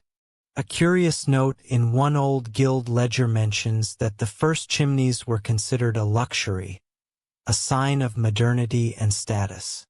Villagers would walk past new houses and marvel at the thin trail of smoke rising straight into the sky rather than curling through a broken roof. It must have seemed like a small miracle, an invention that separated smoke from life. Archaeological evidence supports this slow transformation. At first, only manors and wealthy townhouses had chimneys, often massive constructions built of stone with flared tops to prevent downdrafts. Peasant homes continued with open hearths for generations. The shift took centuries, but it began with moments like this: a mason's careful placement of a brick, a spark of curiosity about how the air might move differently. Researchers are divided on who first introduced the chimney to England. Some claim it came from the Norman influence after the conquest, others that it developed independently through necessity. What is certain is that the change was both architectural and social. The chimney allowed for privacy. Separate rooms could now have their own fires, each one small and contained. Families could sleep apart, breathe easier, and dream without choking on soot. You crouch beside the workers as they build upward, layer by layer. The mortar squelches softly under the mason's trowel. The chimney begins to rise, narrow and proud, a column of promise against the dull sky. The villagers murmur approval, though some look skeptical. A few whisper that trapping smoke might anger the household spirits. Old habits die slowly. One delightful yet strange belief from the period suggested that fairies and protective spirits traveled through smoke. Some villagers refused to cap their chimneys entirely, fearing to block the passage of their unseen guests. Even when architecture advanced, superstition found a way to coexist. By midday, the structure is complete. The mason steps back, wiping his hands, his face streaked with soot and pride. The chimney leans ever so slightly, but it stands. A boy climbs onto the roof and shouts as a puff of smoke rises cleanly into the cold air. The crowd cheers softly, half in wonder, half in disbelief. Inside the cottage, the difference is immediate. The air feels clearer. The fire burns brighter, fed by the new draft that pulls fresh air through the room. You sit near the hearth and breathe deeply, realizing for the first time that the smoke no longer stings your eyes. The light from the flames dances higher, painting the new brickwork in orange. It feels like watching progress itself take shape. It is well noted in old domestic records that chimneys reshaped how people built their furniture and arranged their homes. With fires now against walls, space opened up in the center of the room. Benches, tables, and beds could move closer together, making interiors cozier. The new warmth changed behavior too. People lingered longer indoors, read or prayed by steadier light, and spoke of winter less as an enemy and more as a season to endure. You glance up the shaft of the chimney, watching sparks spiral into the dark. They rise like fleeting stars, tiny and bright, before fading into the morning sky. Outside, the smoke rises in a single thin line, graceful and calm. The mason closes his tools and takes a long look at his work. His voice is low, almost reverent, when he says that every brick is a breath of fire turned solid. You understand what he means. The chimney is both conduit and guardian, the line between human warmth and the endless cold. As evening comes, the air outside smells cleaner. The cottages glow faintly, their new chimneys puffing smoke into the twilight. The village feels different, older in one sense and strangely younger in another, as if innovation has breathed new life into ancient bones.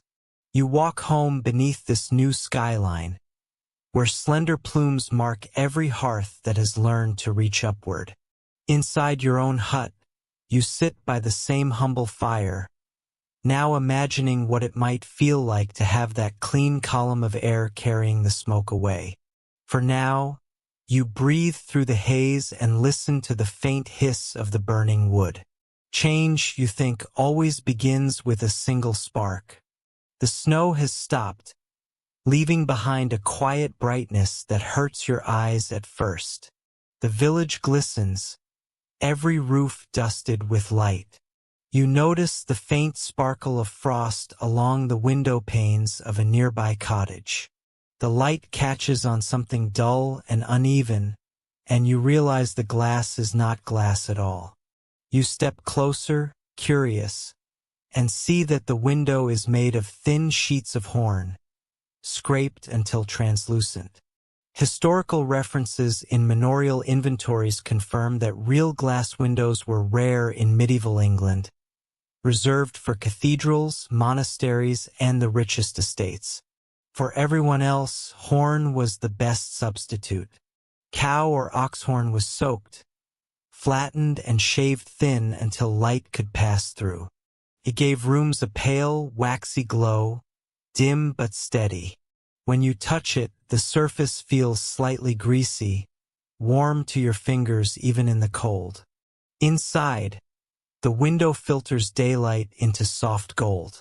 The air feels gentler, the shadows less sharp. Children sit near it, mending nets and toys by the weak light. The smell of beeswax and wood smoke fills the air, blending into something faintly sweet. You can hear the faint rattle of the wind outside, muffled by the horn's thin skin.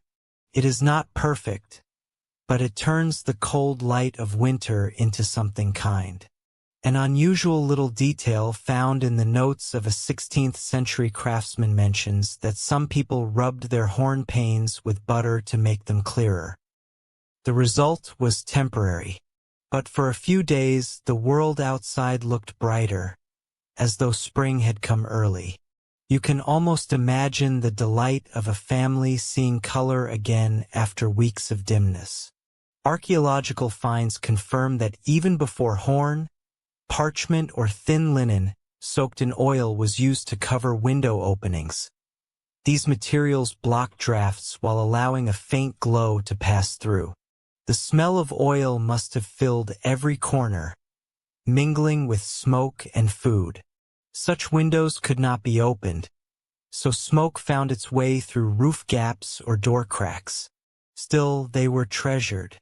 Having even one small opening covered with horn or oiled cloth meant a home belonged to someone who was surviving rather than merely enduring.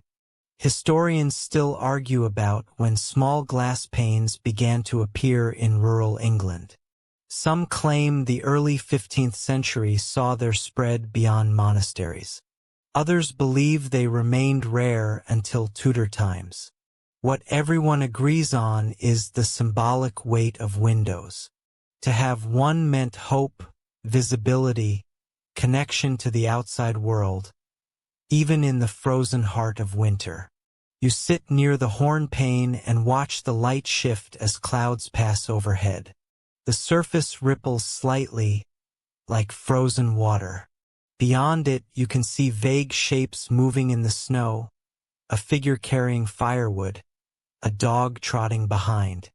Everything outside looks softer, dreamlike. The window blurs the harshness of the world, turning it into art. A curious superstition lingered in some villages, never to look directly through a window at sunrise, lest you invite illness or sorrow. Perhaps it came from the habit of keeping shutters closed to hold in warmth, or perhaps from the fear of spirits said to wander at dawn. Even so, a few brave souls would lift the wooden shutter just enough to catch the first light of morning, believing it gave strength to the soul. The carpenter who made these frames used oak or ash, cut into simple squares. The horn sheets are held in place by thin strips of lead or wooden slats. When you look closer, you notice tiny imperfections, a scratch here, a bubble there, a thin seam where two pieces overlap. The craftsmanship is rough but careful. Each floor tells a story of effort and adaptation.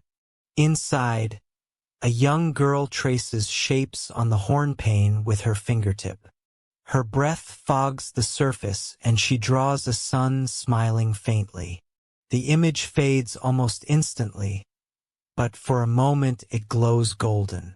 You can feel the fragile tenderness of that moment, the human impulse to decorate even the most meager thing with hope. The window also changes the sound of the room. Without open air, voices become softer, the world quieter. You can hear your own breathing, the crackle of the fire, the gentle drip of melting snow outside. The air feels held as if the house itself has taken a deep breath and decided to keep it. In wealthier homes, glass panes were eventually fitted into lead frames called casements. They shimmered in candlelight, casting tiny patterns of color on the walls. Visitors would marvel at them, touching the surface with reverence. But here, in this small hut, even horn achieves something sacred. It gives shape to light, turning survival into a form of beauty. You step outside again and glance at the other cottages. Most have no windows at all, only small shutters that can be opened briefly during the day. Smoke curls from their chimneys, staining the snow around them gray. The air smells of wood ash and wet straw, of life persisting in the cold. As dusk falls, a soft glow leaks through the horn pane, faint but golden. From the outside, it looks like a small lantern in the snow. You stand there for a moment, watching it flicker before turning back toward the fire. You understand now that the people of this time did not live in darkness. Not really. They carried light inside their homes. Even when the sky forgot to give it freely. The air outside is sharp enough to sting your nose, but inside the cottage it smells alive. A mixture of smoke, peat, tallow, and damp will wraps around you the moment you open the door. It is a scent both heavy and comforting, like the memory of warmth itself. You breathe it in and understand that to live through winter in medieval England was to live inside a world of smells, each one telling its own story of survival. Household accounts from the 14th century record the daily use of peat, wood, and dry dung for fuel. Each left its own aroma. Peat filled the air with a dark, earthy perfume, heavy and lingering, while oak wood gave a cleaner, sweeter smoke. Dung burned with a surprisingly steady heat and very little flame, but the smell clung to clothes for days. When the door opened, these scents drifted into the village lanes, carrying with them a map of who was burning what. You sit close to the fire and notice how the smoke curls lazily before escaping through the hole above. The walls are streaked black where years of soot have gathered. You can almost read time itself in the layers of darkness, like rings inside a tree. The floor is scattered with rushes replaced just last week, now fragrant with herbs. Their scent, though faint, cuts through the heavier smells and brings a kind of freshness to the room. It was common practice to mix herbs such as lavender, sage, and meadowsweet into the rushes on the floor. Records from noble households show this tradition spreading even to simple cottages, though peasants used whatever grew nearby. When the rushes were trampled, the oils released subtle scents that masked the musty odor of earth and smoke. The floor became not just insulation, but also a perfumed carpet that changed with every season. A curious custom mentioned in several folktales tells of burning dried orange peels or apple skins in the hearth to sweeten the room. Oranges were rare and precious, traded from far lands. But even a single peel dropped onto hot coals filled a cottage with fragrance. The villagers believed such scents pleased the household spirits and encouraged good health. You can almost hear the hiss of peel meeting fire, a small luxury turning into perfume. Archaeological studies have revealed traces of tallow and beeswax on walls and ceilings, suggesting that the smell of burning candles was constant. Tallow, made from animal fat, gave off a sour, smoky odor, especially when the wick smoked. In wealthier homes, beeswax candles burned cleaner and filled rooms with a faint sweetness. The difference was striking. The poor lived in a haze of sour smoke, while the rich breathed honeyed air. Some experts still debate whether the heavy scents of daily life were merely tolerated or deeply valued. To modern senses, they might seem unpleasant, yet for those who lived then, they were the smell of safety. Smoke meant fire. Fire meant warmth. Even the stench of wet wool drying by the hearth meant that someone had survived the storm to wear it again. You take a deep breath and catch hints of everything at once. The earth, the wood, the smoke, the herbs, and something faintly animal. It is not perfume, but it is life distilled into scent. The warmth from the fire deepens it, filling your lungs and reminding you that this air, heavy and imperfect, is what keeps people alive. A rather eccentric practice described in some medieval household manuals involved sprinkling ale on the hearth before lighting the fire, said to ensure a pleasant aroma. Some claimed it made the smoke softer. Others said it was simply an offering to luck. Whatever its purpose, the sound of ale sizzling on hot coals must have brought a brief cheer to a cold morning. The smell of food joins the mix now. A pot of pottage simmers gently, sending up waves of steam. You can taste onions, barley, and herbs in the air before you even touch a spoon. The smell of boiling broth mingles with the smoke, seeping into the rushes and clothing until it becomes part of the very fabric of the home. As you sit, you notice how each scent has its place in the rhythm of life. Morning smells of ashes and damp straw. Afternoon carries the sweetness of cooking. Night brings the stronger odor of tallow and wool. The seasons themselves change the perfume of the home, and people learn to read the air like a calendar.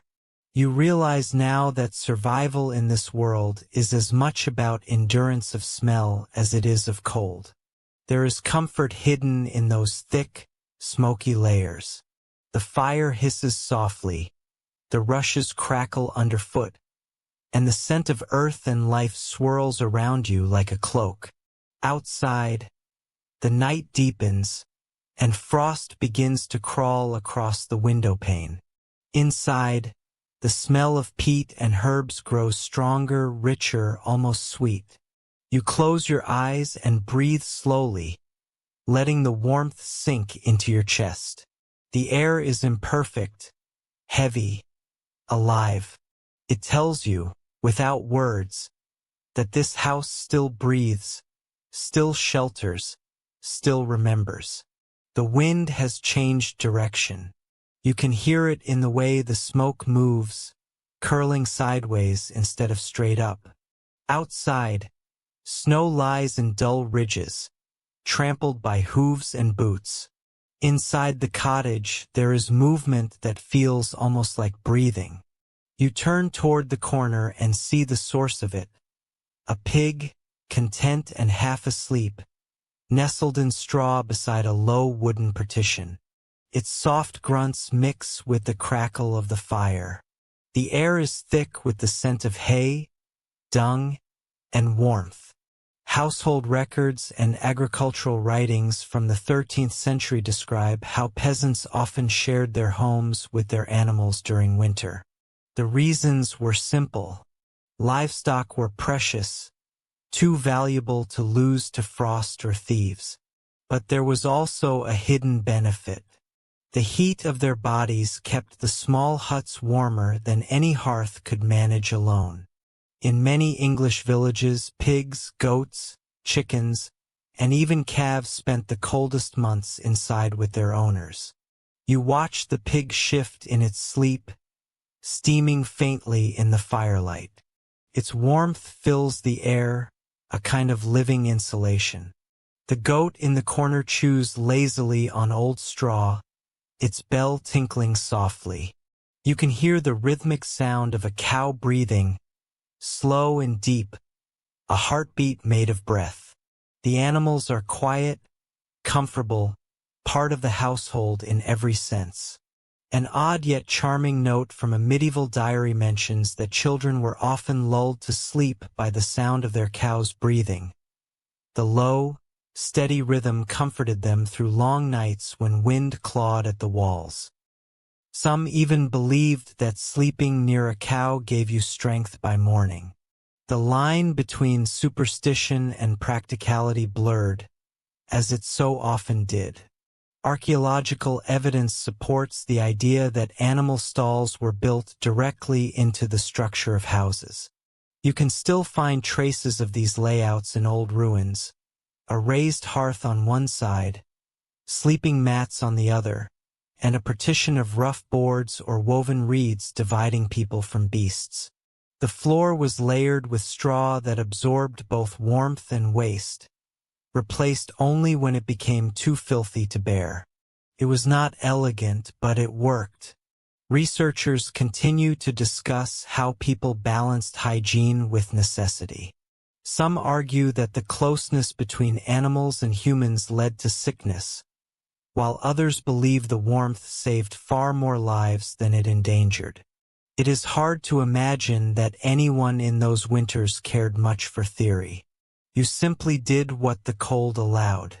The room is alive with small noises, the snuffle of the pig, the faint cluck of a chicken shifting on its perch, the hiss of the fire. You feel their warmth on your skin, even from a few feet away. It is not just heat, it is presence, a reminder that survival is shared. The air smells of hay and smoke, unpleasant by modern standards, but deeply human. In a few manorial records, there is mention of something called the beast corner, the part of the cottage closest to the door. It made cleaning easier, and the animal's breath warmed the incoming air before it spread through the room. You look at the corner now, where the animals lie, and notice how the frost has melted on the inside wall, while the opposite side still glitters white. The warmth truly radiates from them like a second fire. A peculiar habit found in northern regions involved speaking softly to animals before sleep, a custom known as night words. Villagers whispered blessings or thanks to their cows and pigs, believing that kind words made them calmer through the night. You try it now, murmuring a few soft syllables, and the pig snorts approvingly, rolling onto its side. The air feels a little warmer for it. The family gathers near the hearth. The father stirs the fire, while his wife mends a torn sleeve. The children giggle as a hen hops closer to the flames. No one seems to mind the company of beasts. It feels as natural as the smoke and the fire. The animals watch them, curious but calm, part of the nightly rhythm of the home. It is well recorded that some homes even had troughs built inside the doorways to feed the animals without letting in the cold. The line between barn and dwelling was barely visible. The human world and the animal world shared the same breath. You close your eyes for a moment and listen to the layered sounds of life. The crackling of wood, the lowing of cattle, the whisper of wind outside, the steady breathing of sleepers, human and otherwise. It is a choir of endurance. You begin to understand that warmth was not just made by fire, but by the nearness of living bodies, by the slow exchange of air and comfort between species. The fire burns low and the cottage grows dim. You pull your blanket closer and feel the vibration of the animals shifting in their sleep. The air carries the earthy smell of life, raw and real. Outside, The frost thickens on the thatch, but inside, breath fogs the air in soft clouds. The warmth is not perfect, not pure, but it is enough. As your eyelids grow heavy, the pig grunts softly, the goat sighs, and somewhere in the dark, a hen clucks once before settling again. You smile in the half-light, knowing that tonight you will not freeze. You will sleep surrounded by warmth that breathes, hums, and dreams with you. When you wake, the fire is little more than a whisper of red beneath its blanket of ash. Your breath still fogs in the air, but the chill is not as cruel as before. The air feels thicker, more muffled, as though the cottage itself has learned how to hold warmth. You pull yourself upright and run your hand along the wall beside you. The mud and straw are cold but not frozen. Someone has stuffed the gaps between the timbers with moss, and it feels springy to the touch. You realize that this tiny act of patience has kept the frost from creeping in. Written records from medieval building guides and abbey accounts tell how people used simple materials for insulation long before the word existed. Dried moss, sheep's wool, and tufts of straw were packed into cracks in walls and roofs. When properly stuffed, they formed a barrier against drafts and rain. Families worked together to gather these things in autumn, knowing that by January they might mean the difference between comfort and misery. You kneel to inspect the base of the wall, where more moss has been pressed between stones. It smells faintly green, a memory of forest floors now frozen beneath snow. Above, the rafters are wrapped in linen scraps to stop drips from melting frost. The sound of the wind outside has softened, no longer sharp. The cottage feels quieter, cocooned. An unusual practice recorded in northern villages describes how people hung heavy fabrics or woven mats along the inside walls. These hangings were not purely decorative, but acted as insulation. In richer homes, they became tapestries, embroidered with hunting scenes or saints. But in poorer cottages, they were simple pieces of sackcloth or old cloaks. Even so, they changed the atmosphere of a room, turning it from a space of survival into a space of rest.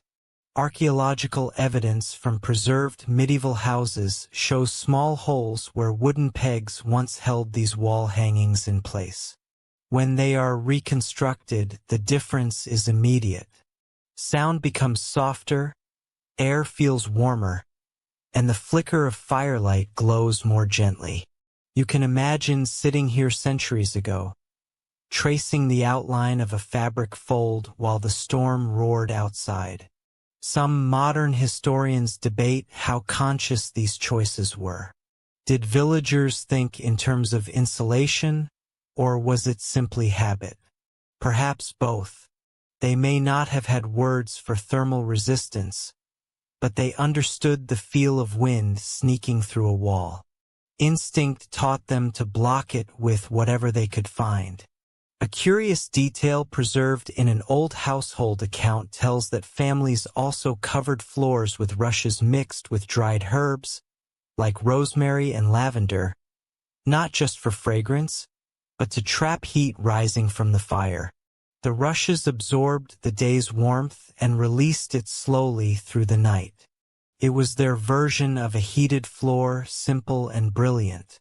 You move closer to the hearth and poke at the ashes until a faint orange glow emerges.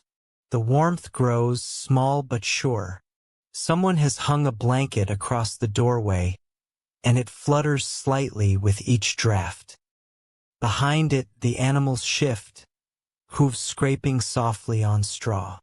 The sound reminds you that insulation was not only in the walls, but also in the way people arranged their lives. Every corner of the cottage was part of the same design. Every space used to hold heat. It is well recorded that medieval people also used layered bedding to preserve warmth. Beneath a coarse wool blanket, they spread straw or even dry bracken, then covered it with old cloaks or sheepskins. The layers trapped air, creating a primitive version of what modern scientists would call thermal pockets. The effect was simple but powerful.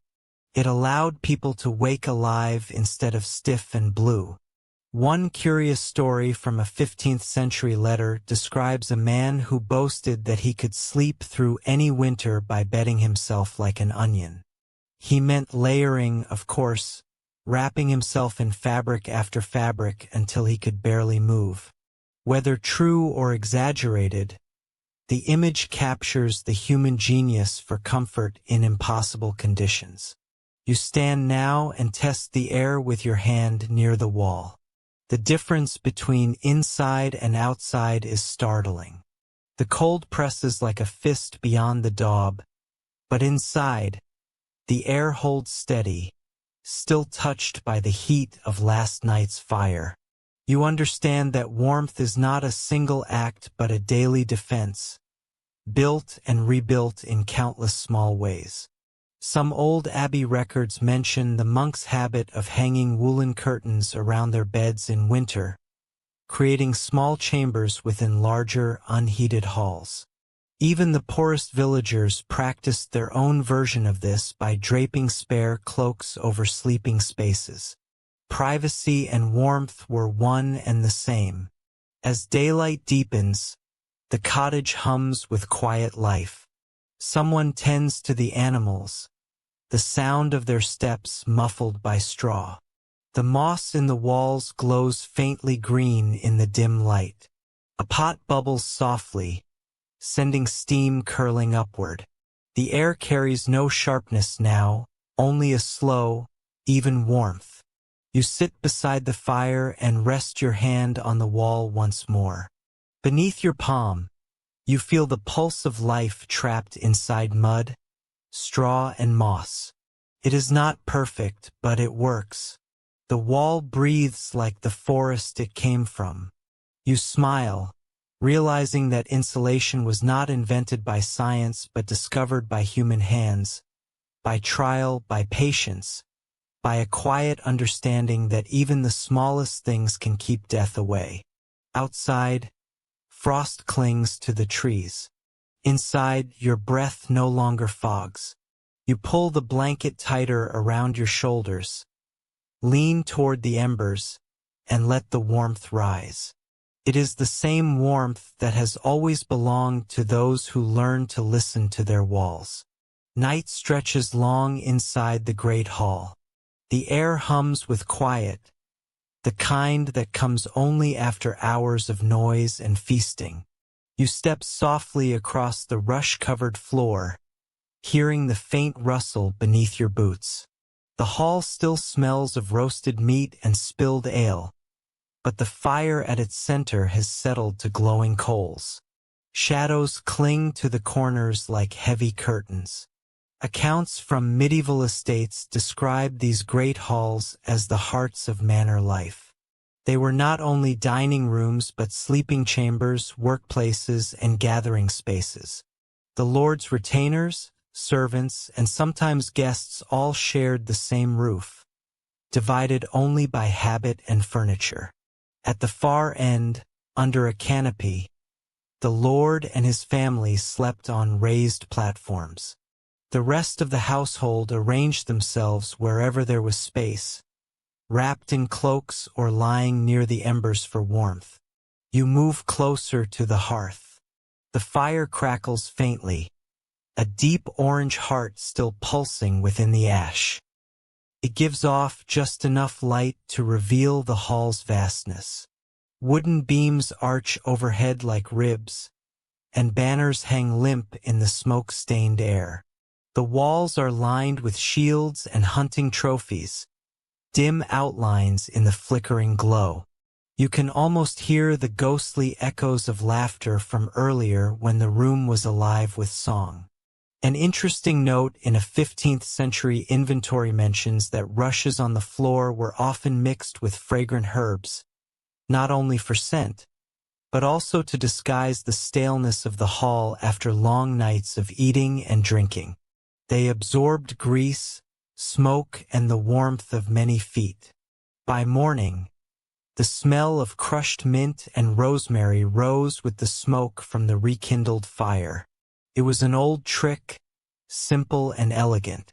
Archaeological reconstructions of great halls show that even these grand spaces were not truly warm.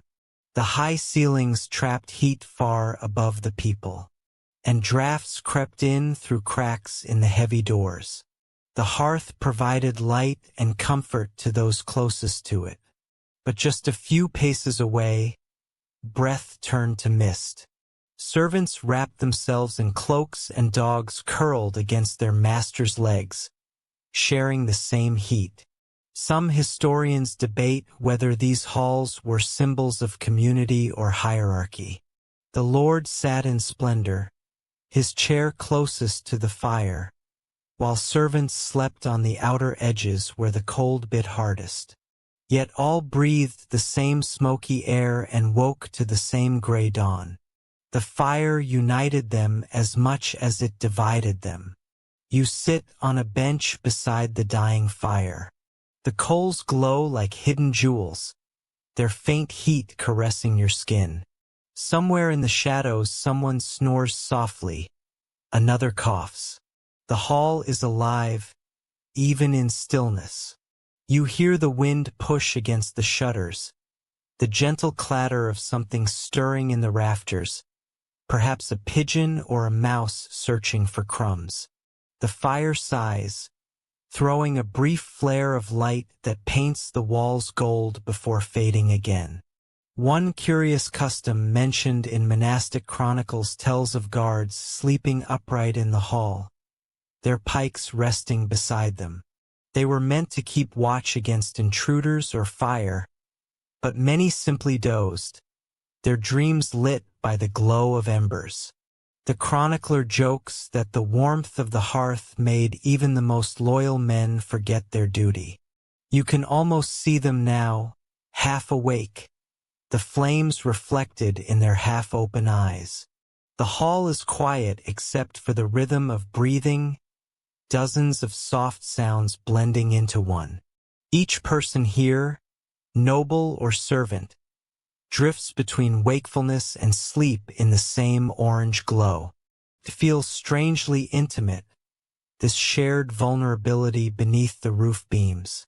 You sense that warmth in such a place comes less from the fire and more from the nearness of others. It is well documented that the great hall served as the Lord's power made visible. Guests judged his wealth by the size of the fire and the quality of the timber above it. Yet even the grandest flames left the corners cold. Some halls experimented with stone hearths and metal grates to draw in more air. Small steps toward efficiency centuries before science explained why. You admire their persistence. A peculiar detail from an old household record notes that cats were kept in these halls not only for catching mice but because their presence was thought to bring calm to sleeping men. Their purring was believed to steady the heart and soothe bad dreams. You glance toward the edge of the firelight and see a cat curled on a cloak, its eyes half open, gleaming like twin embers. As the night deepens, the wind outside grows louder. The door creaks and cold air slips through the gaps. Someone stirs and throws another log onto the fire. Sparks leap upward, briefly lighting the carved beams above. You see the faces of sleeping men and women flicker in the glow, peaceful and unaware. Then the darkness folds over them again. You lean back against the bench and close your eyes. The warmth touches your face, gentle and constant. The smell of smoke clings to your hair and clothes. For a moment, you are part of this great breathing space, this shared rhythm of exhaustion and endurance. The fire fades to embers. The hall sinks into quiet and the winter outside presses closer. Yet inside, the warmth remains, caught in the air, the wood and the memories of those who have found rest here for centuries. You drift to sleep in that same glow, under the same beams, surrounded by the steady pulse of human life that refuses to freeze. The morning begins with the toll of a distant bell. Its sound rolls through the frost-covered valley, steady and solemn. You open your eyes to pale light filtering through narrow windows and the faint echo of chanting in the distance. The air smells faintly of damp stone and burning tallow. You are no longer in a village but within the walls of an abbey, a place where silence and discipline rule the day. Here, warmth is not a matter of comfort but of order. Records from medieval monasteries describe in careful detail how monks organized their lives around the hours of prayer and the struggle against the cold. Their thick stone buildings held the chill like a memory. Yet through ingenuity and faith, they managed to endure winters that would have crushed weaker spirits. Each abbey was an experiment in balance between spiritual austerity and physical survival. You follow the sound of voices through a long cloister. The stones beneath your feet are cold enough to numb your toes, even through leather soles. Moisture clings to the walls, glistening in the faint light. The chanting grows louder as you approach the church, but it carries no warmth, only calm.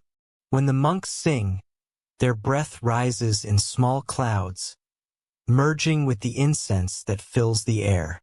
The scent is sharp, both sweet and smoky, cutting through the damp-like sunlight. In the refectory, a few candles flicker against the gray stone. A monk ladles thin porridge into bowls, his movements slow and measured. The benches creak as others sit, their habits brushing softly against the floor. No one speaks.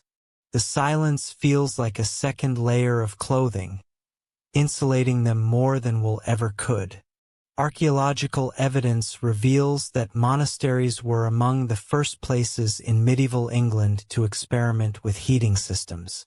Some abbeys built small channels called flues beneath their floors to carry warm air from distant fires. Others used double walls that trapped heat from kitchens and workshops. These early innovations were uneven but remarkable. Where peasants relied on animals and proximity, monks turned to structure and engineering. One curious discovery from the remains of Fountains Abbey shows a room once known as the warming house. It contained the only fire in the monastery apart from the kitchen. Monks were allowed to visit it only briefly to warm their hands before returning to their duties. It was both blessing and temptation, a place where discipline met mercy. You can almost see them now, standing in a circle around the fire, their faces lit orange against the gray stone, their breaths rising like prayers. Scholars continue to discuss how monasteries balanced their vows of poverty with the need for comfort. Some argue that warmth itself was seen as a spiritual weakness, something to be endured rather than sought. Others point out that monasteries preserved knowledge of architecture and craftsmanship that kept entire communities alive. In their pursuit of moderation, the monks may have stumbled upon wisdom far deeper than they intended. You move toward the cloister garden, where frost coats every leaf in silver. The air is still and the world feels suspended between prayer and silence. You brush a finger across a frozen rose and watch it sparkle in the dim light. Somewhere a monk coughs softly and the sound echoes against the walls. The cold is absolute, but so is the peace. A peculiar monastic rule recorded at Glastonbury instructed brothers to sleep in their habits to save both warmth and humility. Their woolen robes were thick, scratchy, and heavy with the smell of smoke and lanolin. Beneath them, they wore simple linen shifts, sometimes stuffed with straw for insulation. You can picture rows of monks lying on wooden pallets, each wrapped like a cocoon, breathing in unison. The fire outside might die, but their shared breath would keep the air alive. Inside the scriptorium, a monk bends over a parchment, his fingers stiff from cold. A small candle flickers beside him, the wax pooled around the base. The quill trembles in his hand, but the writing continues, slow and careful. He pauses now and then to warm his ink or rub his hands together. The smell of ink and smoke fills the narrow room. Centuries later, his letters will still be sharp, as if the cold itself carved them. It is well recorded that some abbeys built their sleeping quarters above kitchens or bakeries, letting the heat rise through the floorboards. The smell of bread often drifted into their dreams. For a few hours each night, they slept surrounded by warmth and the faint sweetness of grain. You imagine how those moments must have felt, like standing at the edge of heaven after days of cold. A rather touching anecdote from a monastic chronicle tells of a young novice who tried to smuggle a coal from the kitchen into his cell, hiding it in a cloth to keep warm. When discovered, he confessed and was forgiven on the condition that he share it with others. The story ends with the note that the brothers found warmth in charity more than in fire. The bells ring again, deep and resonant. The monks rise from their work and move toward the chapel. You follow, your footsteps echoing alongside theirs. The air feels lighter now, warmer somehow, though no new fire has been lit. Perhaps it is faith, perhaps simple rhythm. The chant begins once more, rolling through the cold air like the sound of flowing water. You stand in the doorway, watching the flicker of candles against the stone. The abbey breathes in silence, in order, in the steady endurance of human will. The cold remains, but it has lost its cruelty here. It has become part of the discipline, part of the lesson that warmth, like holiness, is not always given freely but earned through persistence. Outside, frost glitters beneath a pale Sunday. Inside, the monks sing softly, their voices rising and falling with the rhythm of the season. And in that sound, the winter feels almost gentle. The bells fade into silence, leaving only the soft echo of footsteps in the corridor. You step out from the abbey's gate into the pale morning light.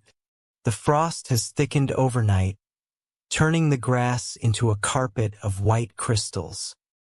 Ahead, the church rises tall and solemn, its stone walls gleaming faintly in the sunday. The air is cold enough to bite, yet when you push open the heavy wooden door, a different kind of chill greets you, still, deep and holy. It is well known from ecclesiastical records that medieval churches were both spiritual centers and physical shelters. When storms howled across the countryside, villagers gathered inside these vast stone halls. The thick walls, built for eternity, offered protection from both weather and fear. They were cold to the touch but unyielding, steadfast in a world of impermanence. You walk slowly down the nave, your footsteps echoing like whispers. The air smells of wax, stone, and faint incense from yesterday's mass. The light that filters through the small colored windows paints the frost outside in muted reds and blues. You can see your breath, a ghost floating through sacred air. A few villagers kneel at the altar, wrapped in rough cloaks. Their prayers rise like mist toward the vaulted ceiling. Archaeological studies of medieval churches reveal ingenious efforts to create warmth in these immense spaces. Floors were often layered with straw or rushes, replaced after feast days to keep them dry. Some larger churches built small side chapels with low ceilings where candles and human bodies could trap heat. The candles themselves gave off as much warmth as light, each flame a tiny rebellion against the vastness of the cold. An interesting note in a parish record from Lincolnshire mentions that parishioners sometimes brought their own hot stones wrapped in cloth to hold during long winter sermons. The stones were heated in hearths before dawn and carried carefully to church, turning hands red from their hidden glow. In a way, faith itself became portable warmth. Some historians continue to debate whether the chill of medieval churches was intentional. Perhaps the cold was meant to humble the body so the spirit could rise above discomfort. Others believe it was merely unavoidable, a side effect of ambition. Whatever the case, the experience of standing in those echoing halls was not of pain but awe. The cold sharpened every sound, made every flame look brighter, every prayer feel heavier. You move closer to the altar where candles flicker beside a carved crucifix. Their scent of beeswax fills the air, soft and comforting. The priest's voice murmurs from the shadows, low and steady, his breath visible in the dim light. The congregation kneels, heads bowed, their cloaks brushing the floor. For a moment, everyone breathes together. The air grows warmer, or perhaps your body adjusts, finding peace in stillness. A curious custom recorded in several church accounts describes parish feasts held within these stone walls during the harshest winters. After prayers, the villagers would share bread and ale, their laughter echoing up to the rafters. The heat of the crowd, the smoke of torches, and the smell of food would fill the building until the frost on the windows melted. It was both worship and survival, a communion of warmth as much as of faith. You sit on a bench near the door and watch as a few latecomers enter, shaking snow from their cloaks. Their boots leave wet prints on the stone. A dog follows one of them and curls by the threshold, steam rising from its fur. The priest smiles but says nothing. Even the animals, it seems, are welcome here from the cold. It is recorded in old church maintenance logs that fires were occasionally lit in braziers during long vigils, though such acts were frowned upon by the clergy. The smoke would drift up into the rafters and linger for days, staining the stone black. Yet those stains, still visible centuries later, tell the story of bodies seeking warmth while souls sought salvation. One peculiar tale from a Yorkshire parish tells of villagers who slept overnight in the church during a fierce snowstorm. They huddled together near the candles, sang hymns until dawn, and claimed afterward that the Virgin herself had walked among them, bringing warmth where none should have been. Whether true or not, the story became part of local faith, retold every winter when frost returned. As the service ends, the priest raises his hands, and the congregation answers with soft murmurs. Their voices echo through the stone arches, mingling with the sound of wind pressing at the doors. You can feel the moment linger in the air, fragile yet strong. When you step outside, the sunlight is blinding after the dimness inside. The cold rushes back around you, but it feels different now, less cruel. Behind you, the church stands silent, its windows glowing faintly like embers in daylight. It is more than a building.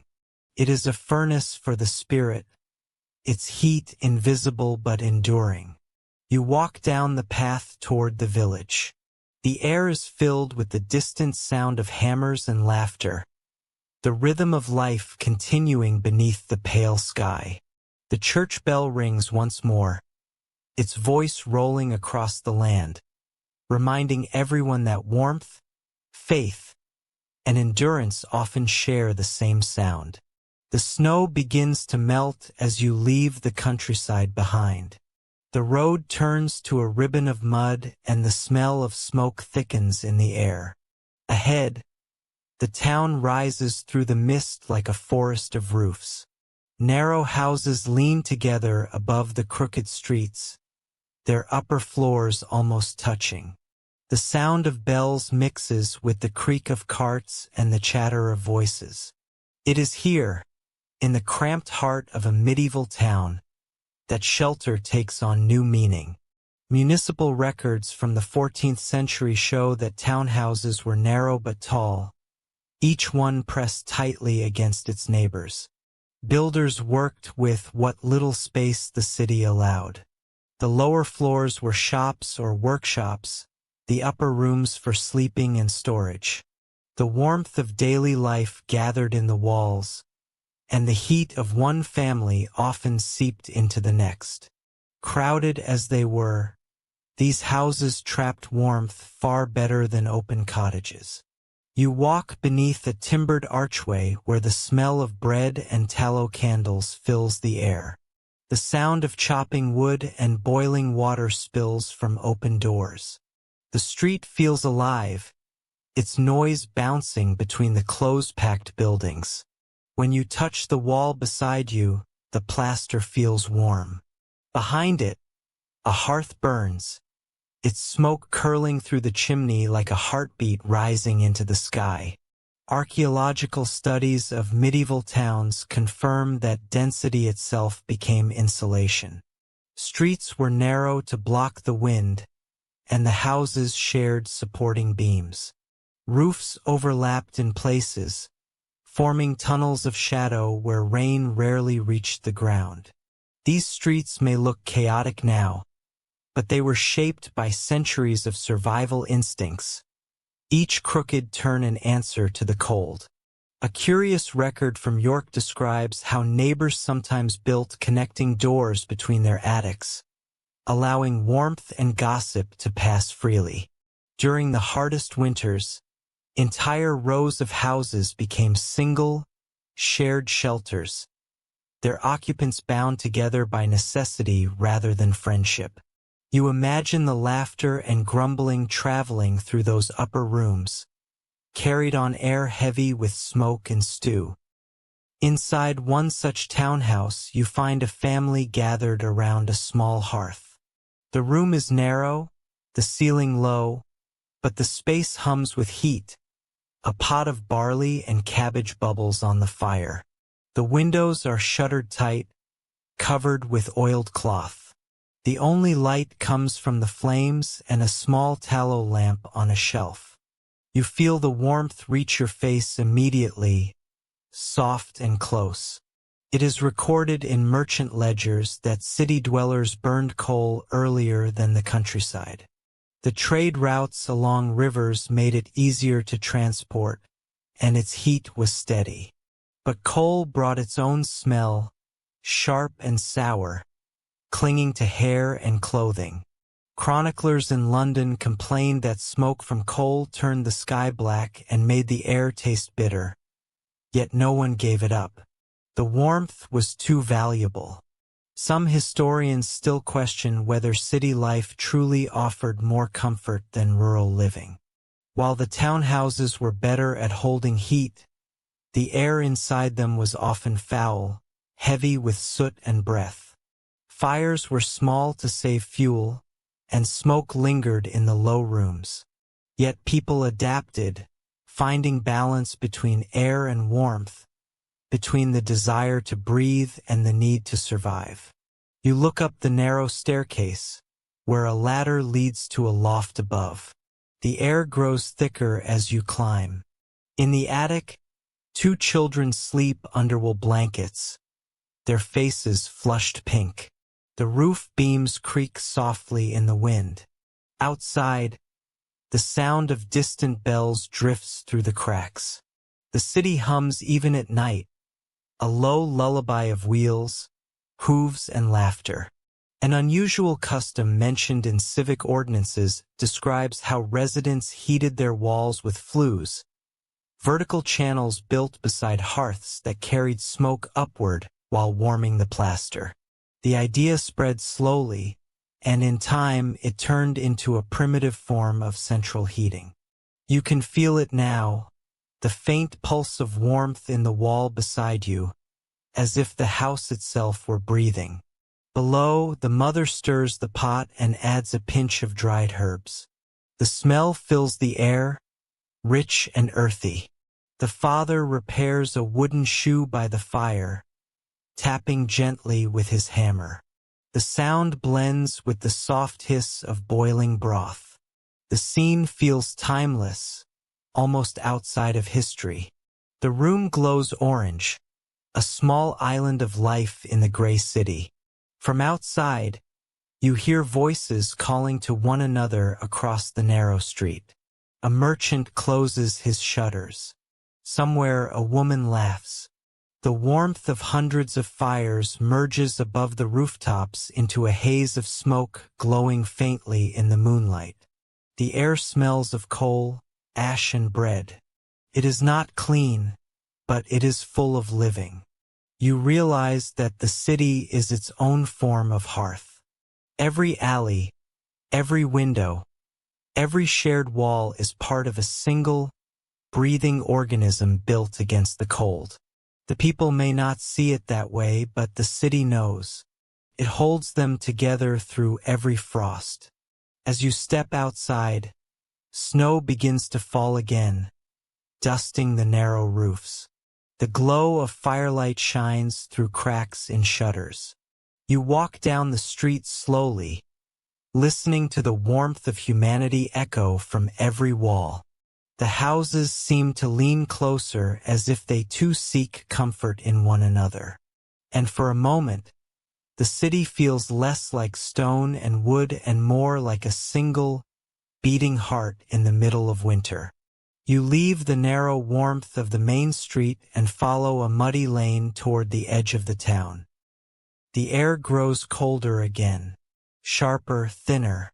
The sounds of merchants and hammers fade until only the wind remains. Ahead, beyond the last row of houses, the world feels quieter and forgotten. This is where the poor live, pressed against the walls of the city, surviving on scraps of warmth that drift outward from other people's fires.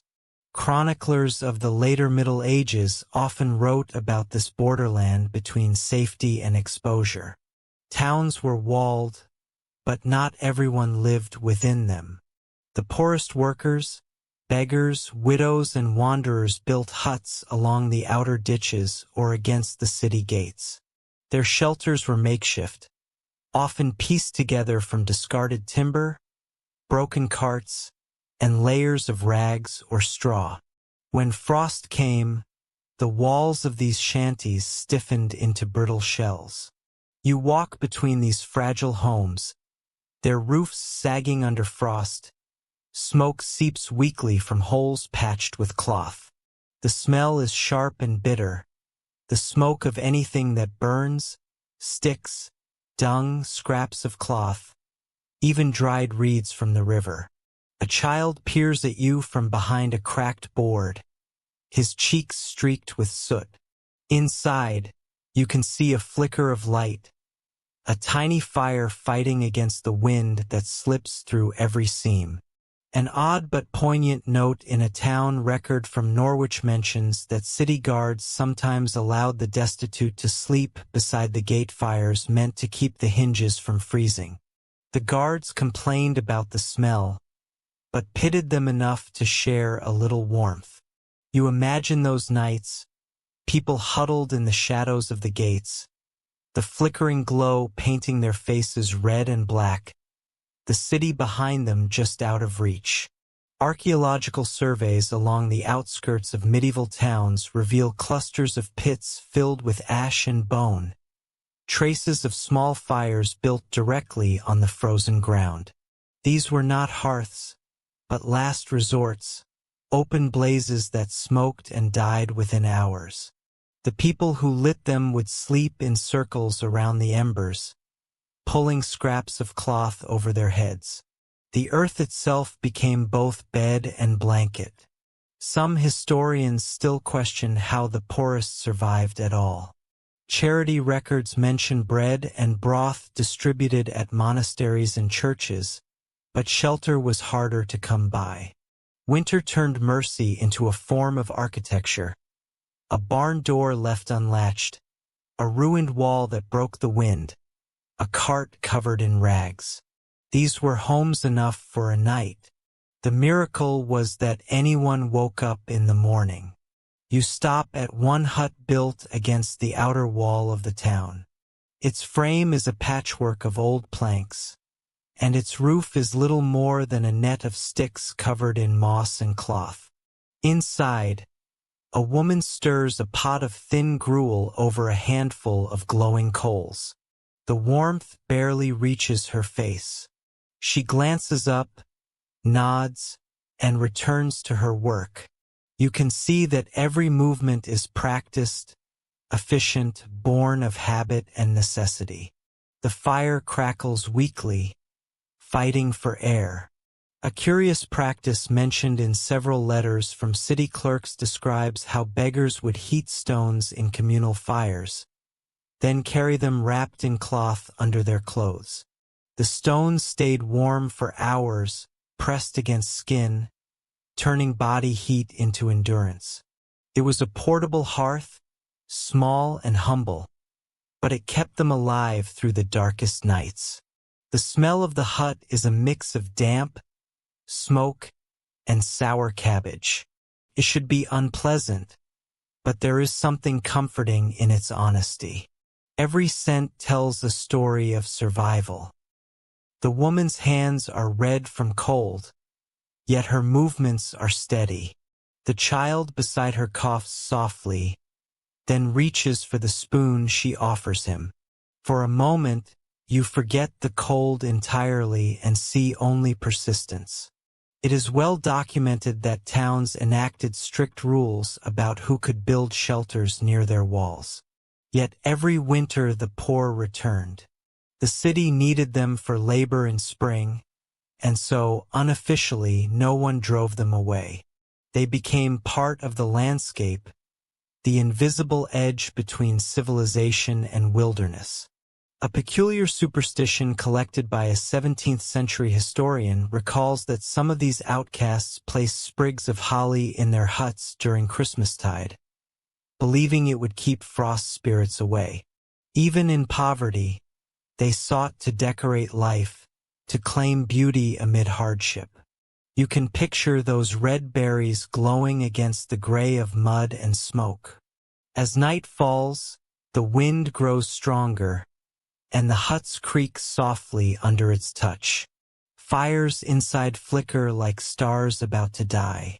The town's bells ring in the distance, faint and solemn. The woman beside the coals tucks her child closer, humming a tune so soft that it seems part of the wind. The sound is almost too fragile to survive the air, yet it does. You step back and watch as the faint glow of the fire reflects on the snow outside her door.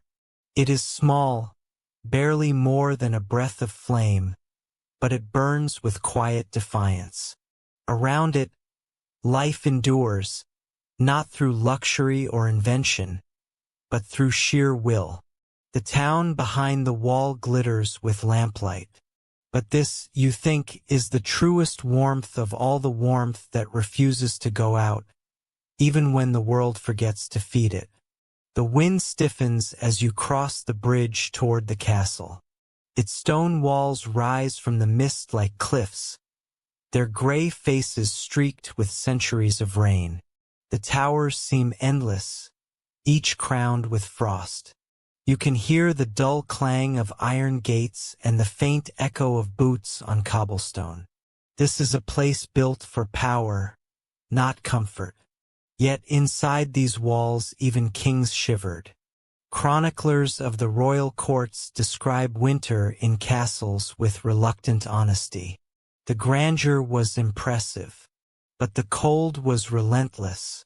Fireplaces blazed in every hall, yet their heat vanished into the vastness of the rooms. Stone absorbs warmth and releases it slowly, making the air heavy and damp. You can imagine the nobles wrapped in layers of fur, huddled beside flames taller than a man, still rubbing their hands for warmth. You step through the gate into the courtyard. The ground glitters with ice. Servants hurry past carrying bundles of firewood and buckets of ash. Smoke billows from narrow windows high above. The air smells of pitch and iron, mingled with the sharp tang of cold stone. Somewhere a horse stamps and snorts, steam rising from its flanks. Inside the great hall the fire roars within an enormous hearth, so large you could stand in it. The light flickers across the banners and tapestries lining the walls. A servant throws another log into the blaze and sparks dance upward, disappearing into the chimney. The warmth reaches you only faintly. The stone beneath your feet stays icy, no matter how high the flames climb. Architectural records and surviving castles reveal clever but imperfect attempts to trap heat. Thick woolen tapestries covered the walls, not just for beauty, but to stop drafts. Floors were strewn with rushes and straw to block the chill from below. Some rooms even had wall fires, small grates built into the masonry to warm private chambers. These innovations softened the cold, but never banished it. A curious report from a royal servant describes how the queen of one court ordered her bed draped with fur-lined curtains that could be tied shut from within. The bed became a private cocoon, a room within a room. The servants warmed bricks in the kitchen and slipped them between the sheets before she slept. By morning the bricks had cooled to stone again, leaving only the scent of smoke and linen. Archaeological surveys confirm that medieval castles stored heat unevenly. The kitchens, filled with fires and ovens, stayed almost tropical, while the long corridors and towers remained like caves. Servants sometimes lingered near the kitchens just to feel their blood again. The contrast between feast halls and chambers must have been startling, a wall of warmth one moment, a breath of frost the next. Scholars still discuss whether these castles were symbols of wealth or prisons of stone. Power demanded permanence, but permanence made warmth nearly impossible. The great walls that protected kings from enemies also trapped them within their own cold monuments. Yet even in this chill life persisted with ceremony and grace. In a side chamber a group of musicians tunes their instruments, fingers trembling in the cold. The sound of strings rises softly, delicate and brave. Candles flicker against their faces, painting them gold against the gray walls. The lady of the house sits by the hearth, wrapped in furs. Her breath still clouds the air as she smiles faintly, listening to the music. An old letter from a castle steward mentions that the king's dogs often slept in the royal bedchamber to provide warmth. The animals were prized for their loyalty, but also for their body heat. He writes of them curling beside their masters as if guarding them from the frost itself. You can picture it now, the quiet room, the crackling fire, the gentle sighs of dogs dreaming in the half-dark. The scent inside the castle is layered smoke, tallow, wool, and the faint sweetness of spiced wine. The air near the windows, however, feels colder, edged with ice. You run your hand along the stone and feel water trickle down, condensation forming where heat meets frost. The contrast is startling, almost alive. It is well recorded that castle servants rose before dawn to light fires in every chamber. Some carried long iron tongs with glowing coals from room to room, singing softly to keep themselves awake. By the time the nobles stirred, the fires were already roaring. Yet within an hour the cold began to creep back, slow and steady as a tide. A rather touching story survives from a northern fortress where a cook was said to have shared her only fur cloak with the stable boy one freezing night. When asked why, she replied that the rich have walls, but the poor have each other. The tale may be apocryphal, but it captures something true. Even here, surrounded by stone, survival depended on shared warmth. As the evening deepens, the hall grows louder. Servants carry platters, dogs chase scraps, and laughter fills the smoky air. The fire blazes brighter, shadows leaping across the walls. For a moment, it feels almost warm, as if the castle has decided to forgive the winter. Yet beyond the walls, frost creeps silently over the battlements, patient and eternal. You step outside into the courtyard once more. The stars shimmer above the towers, distant and cold. The castle looms behind you, its windows glowing faintly like embers in a mountain of ice. You realize that no matter how high the flames burn inside, the true warmth of this place lies not in the fire, but in the people who refuse to let it die. The morning light seeps through a haze of smoke, painting the sky in pale gray. You stand outside the castle gate and watch a line of villagers walking toward the woods, each carrying a small axe or bundle of rope. The frost crunches beneath their boots. Their breaths rise together, white against the cold air. They move slowly, heads down, toward the trees that have fed their fires for generations. Historical accounts from royal forests and village rolls record the same struggle year after year, the search for fuel. Wood was the heartbeat of survival. Every hearth, every forge, every kitchen depended on it. But by the late Middle Ages, forests across England had begun to thin. Too many winters, too many fires. The people turned to the woods each season, knowing they were slowly cutting away their future warmth. The path grows darker as you follow them beneath the bare branches. The air smells of sap and cold bark. You can hear the rhythmic thud of axes biting into trunks, followed by the long sigh of falling wood.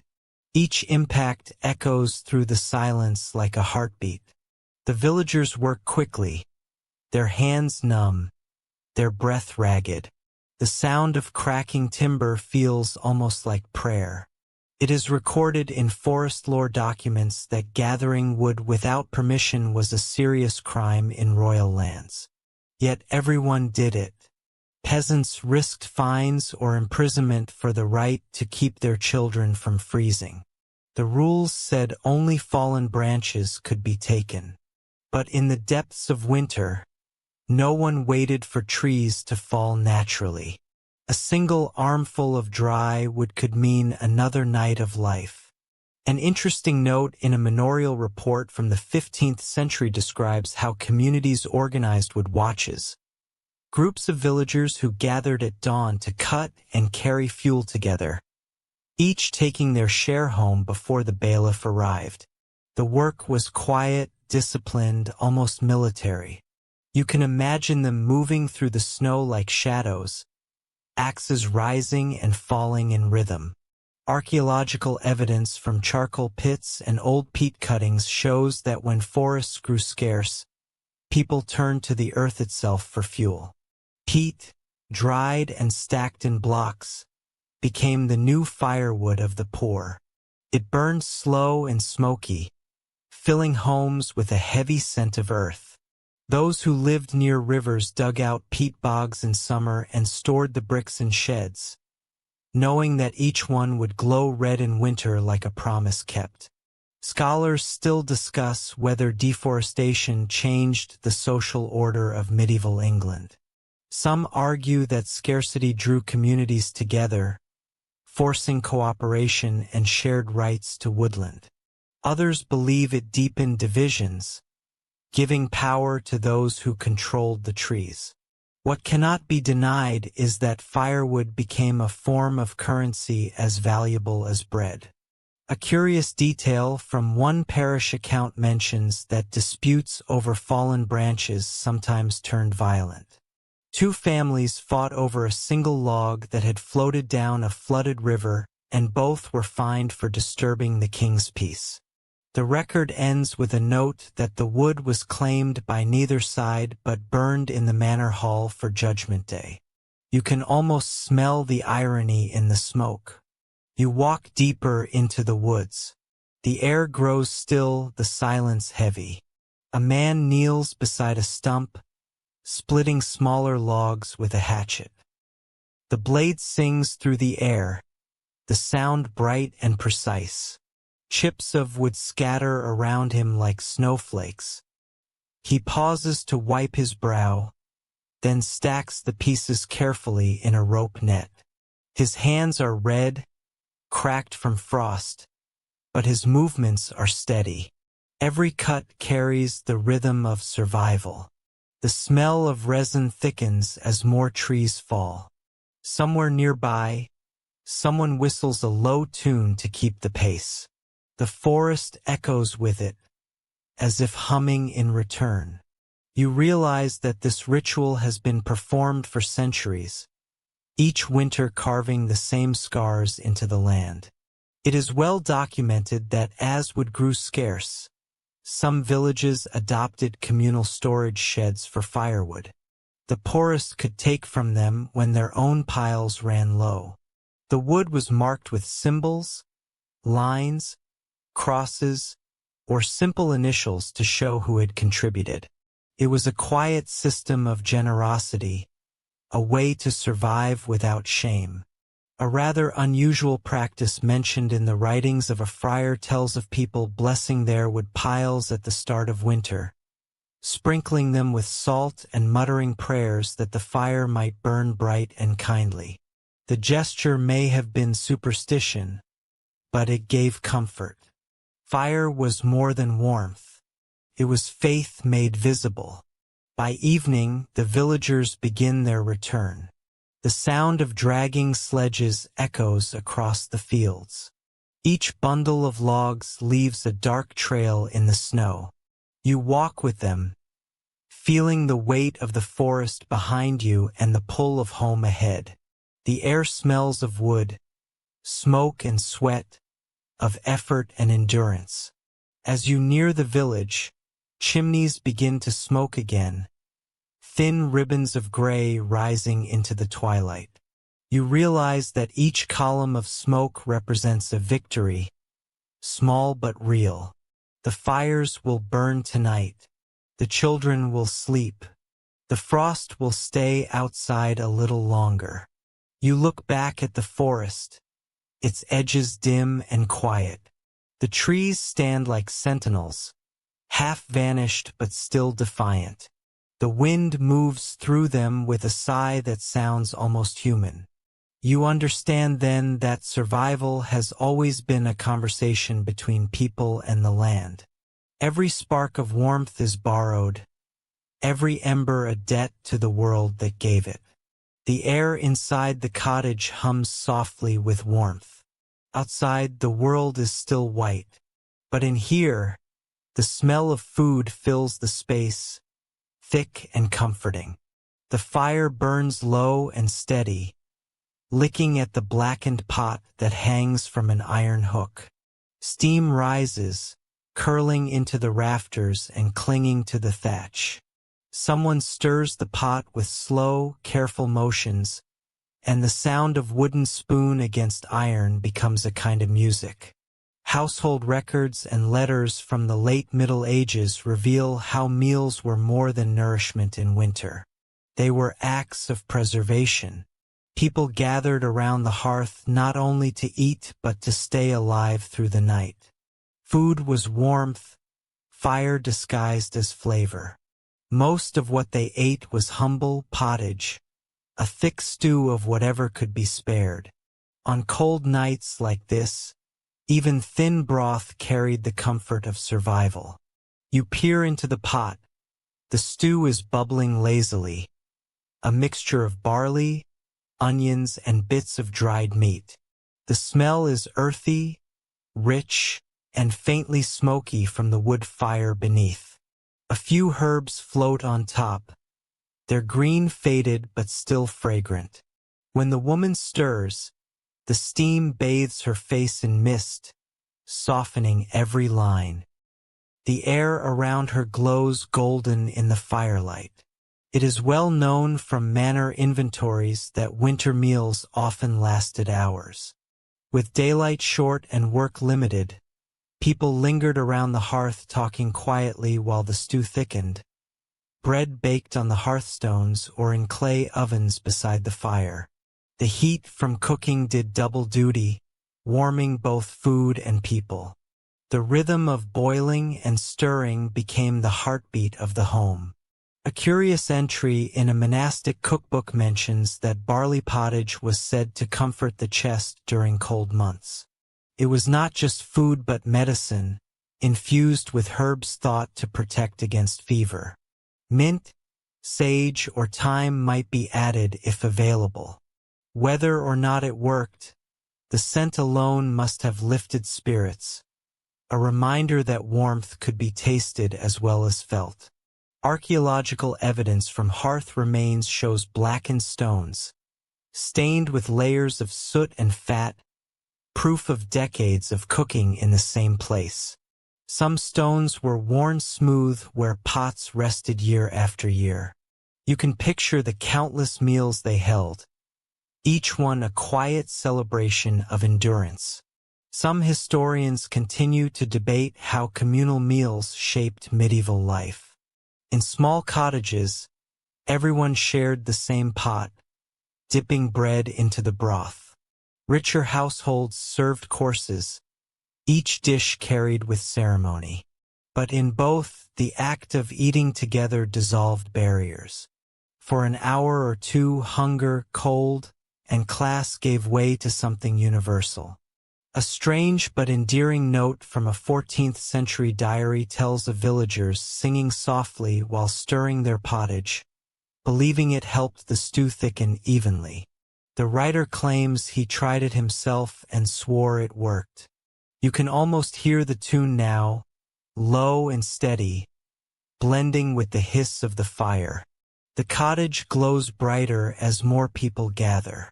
The father returns from the woods, his arms full of damp logs. He shakes off snow and adds a piece to the fire. The flame jumps higher, its light flickering over the faces around the hearth. The pot bubbles more fiercely now, sending bursts of steam into the air.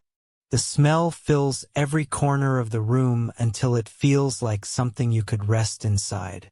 It is recorded in household manuals that families saved their best ingredients for winter feasts. On special nights, they added bacon fat, a handful of peas, or even a dried apple for sweetness. Food was rationed carefully through the season, but celebration still found its way to the table. The warmth of those nights lingered longer than the meal itself. A rather touching custom mentioned in old parish notes describes families sharing leftover broth with neighbors. The poorest might receive a clay bowl left quietly by their door. No words were exchanged, just the shared knowledge that warmth belonged to everyone. In this way, kindness became another form of insulation, holding the cold at bay through generosity.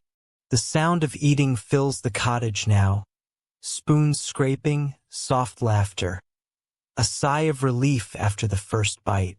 The stew is thick, the bread rough but warm. For a moment, the wind outside loses its voice. The flames glow steady, reflected in the children's eyes. Every sense tells you that this is what safety feels like. When the pot is empty, the fire dies down to coals. The family leans closer together, their bellies full, their faces drowsy in the fading light. The smell of cooked barley and smoke lingers long after the last ember fades. The children curl up on straw mats. The parents whisper quietly, and soon only the fire's slow breathing remains. You sit for a while longer, watching the last traces of steam disappear into the dark rafters. The warmth in the room feels alive, a spirit built from food, flame, and company. Outside, frost gathers again on the windows, but inside, it cannot reach you. You understand then that food was never just sustenance. It was a ceremony of warmth, a promise shared with every bite that life would continue tomorrow. The fire wakes you before the light does. The air inside the cottage feels heavier, thick with smoke and breath. Outside, the frost returns, silvering the thatch.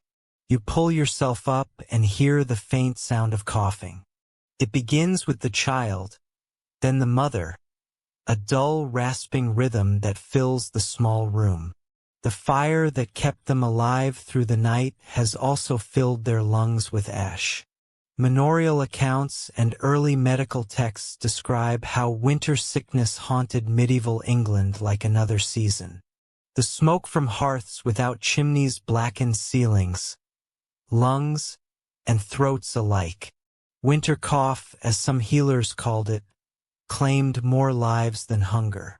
You can almost feel it now, that tightness in your chest, the taste of soot lingering in your mouth. The woman moves to the hearth, stirring the ashes to coax out the last red glow. Her breath hitches as she bends, a wheeze escaping her lips. Still, she works quietly, practiced in the balance between fire and suffocation. When she blows gently into the coals, a swirl of gray smoke fills the air again, curling around her face before escaping through the hole in the roof. It is well recorded in local parish chronicles that people believed sickness came from bad airs, heavy vapors that clung to rooms. They did not yet understand infection, only that foul smells brought death. To fight them, they burned herbs or scattered crushed juniper across the floor. The sharp scent cut through the smoke, though it did little to change what they breathed.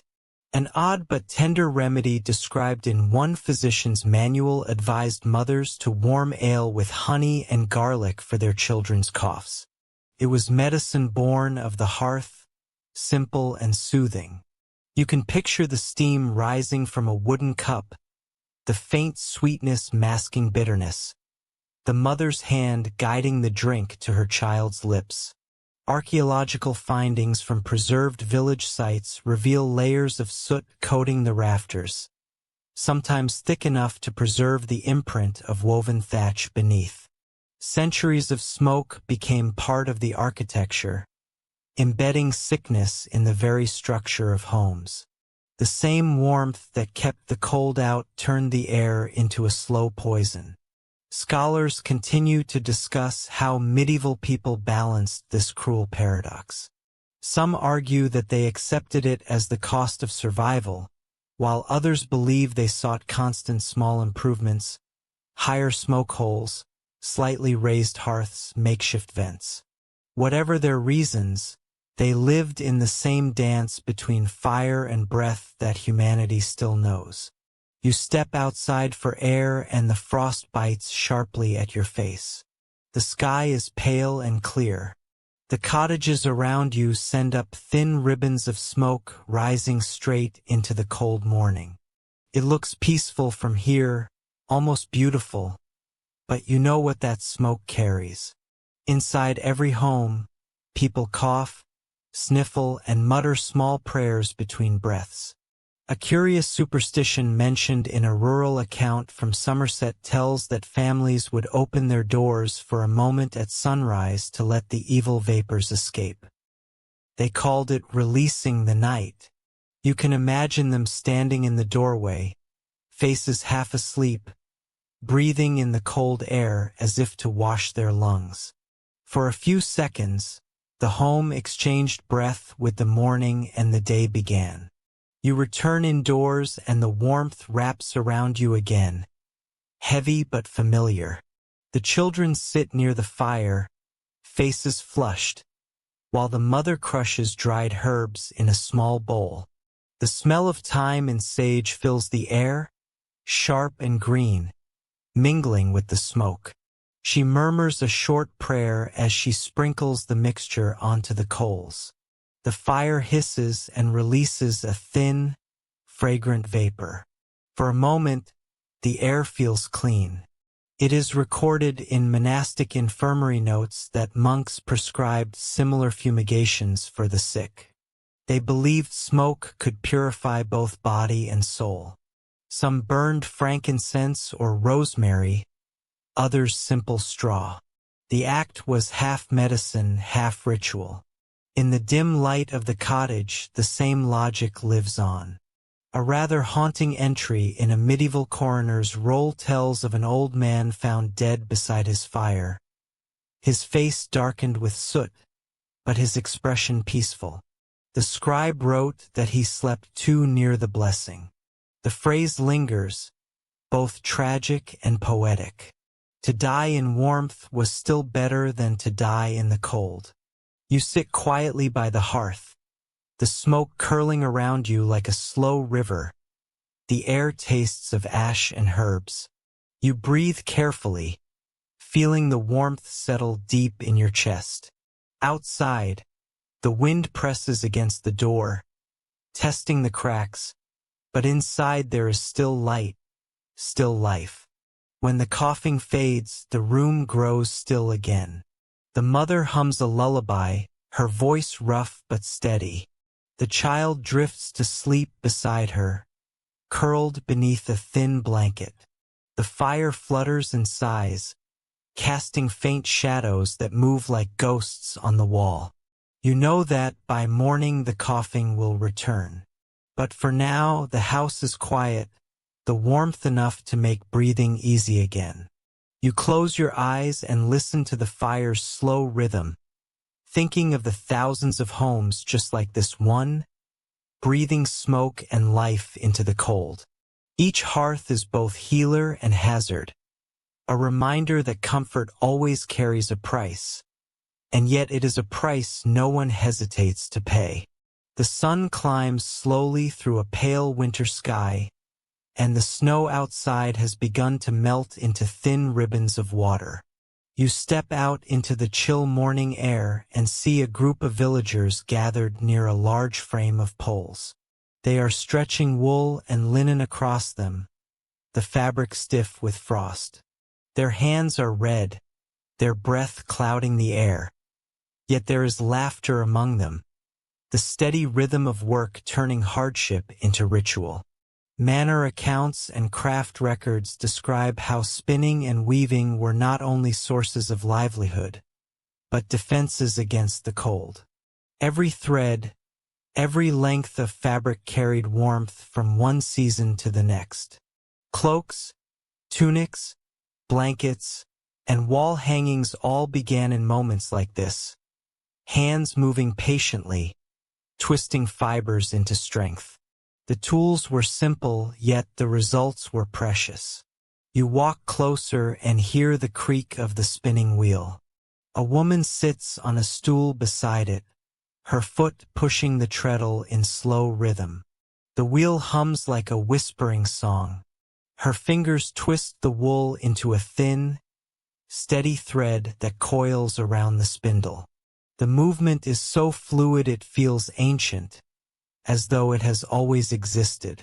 It is recorded in the household manuals of the 14th century that winter spinning was a communal task. families gathered indoors by the fire, spinning and mending while stories filled the air. The sound of the wheel joined the crackle of the flames, and conversations softened the long nights. Spinning was work, but it was also company, a way to weave time itself into something warm. A curious note in a cloth merchant's journal mentions that some people added oil to their wool before spinning to make it more supple in cold weather. The smell of the oil mixed with the scent of lanolin from the fleece, creating a fragrance both sweet and animal. You can almost feel it in the air now, the tang of labor, the warmth of creation. Archaeological evidence from old textile workshops shows that many rural households produced their own cloth. Spindles carved from bone and whorls made of baked clay have been found beside hearths. The hearth was not only the source of heat, but the center of industry, the same fire cooking stew by day and drying dyed yarn by night. Some researchers continue to debate how much of medieval England's textile skill came from professional guilds and how much from home, perhaps the two worlds intertwined. The finest linen might come from towns, but the strongest wool was spun in cottages where fingers had learned patience from the cold itself. You watch as the woman winds her finished thread into a skein, then passes it to a young girl who dips it into a pot of dye. The water hisses faintly, releasing steam tinted with faint blue. The smell of herbs and wet wool fills the air. They are using woad, a plant once so valuable that entire villages grew rich from its trade. Its blue was deep and steady, the color of twilight frozen into fabric. A peculiar bit of folklore preserved in a regional tale says that people believed woad dye could protect the wearer from frost. Warriors once painted their skin with it, and later shepherds wore blue cloaks through winter. Whether it helped or not, the color itself carried the promise of endurance. Inside the cottage, lengths of fabric hang from wooden poles, drying slowly in the smoky warmth. They sway slightly when the door opens, releasing a scent of damp wool and ash. The air hums with the faint rhythm of weaving. The loom stands in the corner, its frame heavy and graceful. A man pulls the shuttle through the threads, his movements steady and hypnotic. The thud of the beater echoes through the room like a heartbeat. It is well documented that looms were among the most valuable possessions in a peasant's home. They took up space but paid for themselves in warmth. Coarse wool became blankets. Lighter weaves turned into tunics or hoods. Every scrap mattered. When fabric tore, it was patched and repurposed until nothing remained but rags to be twisted into cords or packed into wall cracks for insulation. One charming but odd superstition mentioned in a medieval household guide warns weavers never to leave a loom unfinished overnight. The spirits of the house, it was said, might tangle the threads out of mischief. So before dark, workers covered their looms with cloth or said a small prayer for protection. You imagine them whispering over the frame as the fire dimmed, their breath fogging in the cold air. The weaver now pauses to stretch, his face glowing with the effort. The fire beside him burns softly, warming his hands. The fabric before him gleams faintly in the flickering light, a tapestry of survival made from patience and motion. The threads hum with quiet purpose, the same rhythm that has carried the village through every winter. As night falls, the spinning and weaving slow. The tools are put away, the dyed fabric hung near the hearth to dry. The room smells of smoke, wool, and faint sweetness from the woad. The people sit together, their shoulders touching, their work done for the day. The walls are lined with the fruits of their labor, rolls of cloth folded neatly, blankets draped over benches, proof that warmth can be made by hand. You watch them in silence and feel a deep calm. The fire crackles and the wheel spins once more before stopping. In that stillness you understand that what they have built is not only fabric but connection, each thread binding them to one another and to the promise of tomorrow's fire. The sky is clear and brittle, the kind of blue that makes every sound seem sharper. You walk along the frozen lane past the last cottages toward the river. The ice there glimmers like glass, split by dark veins of water. A few figures move across it, cautious but steady, pulling sleds of reeds and rushes. Their laughter carries through the still air, bright and human. Chronicles of rural England record that in the hardest winters rivers became both barrier and blessing. The frozen surface allowed people to travel quickly, even haul goods between villages, while the reeds growing along the banks became tools of warmth. They were cut, dried, and woven into mats, baskets, and roofing. What grew in water became defense against the wind. You kneel near the edge, running your hand along a frozen stalk. It is smooth and strong, pale yellow in the sunlight. The faint smell of damp earth lingers. Nearby, a man kneels beside a bundle of rushes, binding them tightly with rope. He nods as you approach, his face hidden beneath layers of wool. For the floor, he says simply, "It is well documented in domestic accounts that rushes were a staple of medieval homes. Spread across the floor, they trapped warmth, absorbed dampness, and softened every step. Twice a year, usually at midsummer and Michaelmas, they were replaced with fresh ones. But in the depth of winter, new rushes meant comfort restored. The sound of them crackling underfoot was the sound of a home breathing again." An intriguing entry in a London steward's journal mentions that wealthy households perfumed their rushes with herbs or crushed petals before laying them. The poor, lacking such luxury, relied on the clean scent of dried plants alone. Yet even without perfume, the rush floor turned a bare room into something living. The plants released a faint, sweet fragrance when trampled, a reminder of summer long gone. Archaeological finds in long-abandoned cottages show layers of rush mixed with ash, bone, and seeds pressed deep into the earth. Each layer marks a year of life, of meals, of firelight and footsteps. To walk upon them was to walk upon memory. Some historians continue to discuss whether the constant use of rush flooring made homes less clean or more comfortable. Modern minds might imagine filth, but the reality was gentler. Rushes kept feet dry and cold air away. In the flickering half-light of a single candle, the green gold floor must have looked like a meadow trapped inside stone. A curious old saying recorded by a priest goes, "New rushes, new luck." Villagers believed that changing the floor in winter could drive out illness and sorrow. It was both hygiene and superstition, practicality wrapped in hope. You can picture a family kneeling together, sweeping out the old rushes, the dust swirling in shafts of pale sunlight, the scent of earth rising as new life spread across the floor. The rush gatherers on the riverbank work with steady rhythm. The women slice through the reeds with curved knives, stacking them in neat piles. The sound is crisp, rhythmic, almost musical.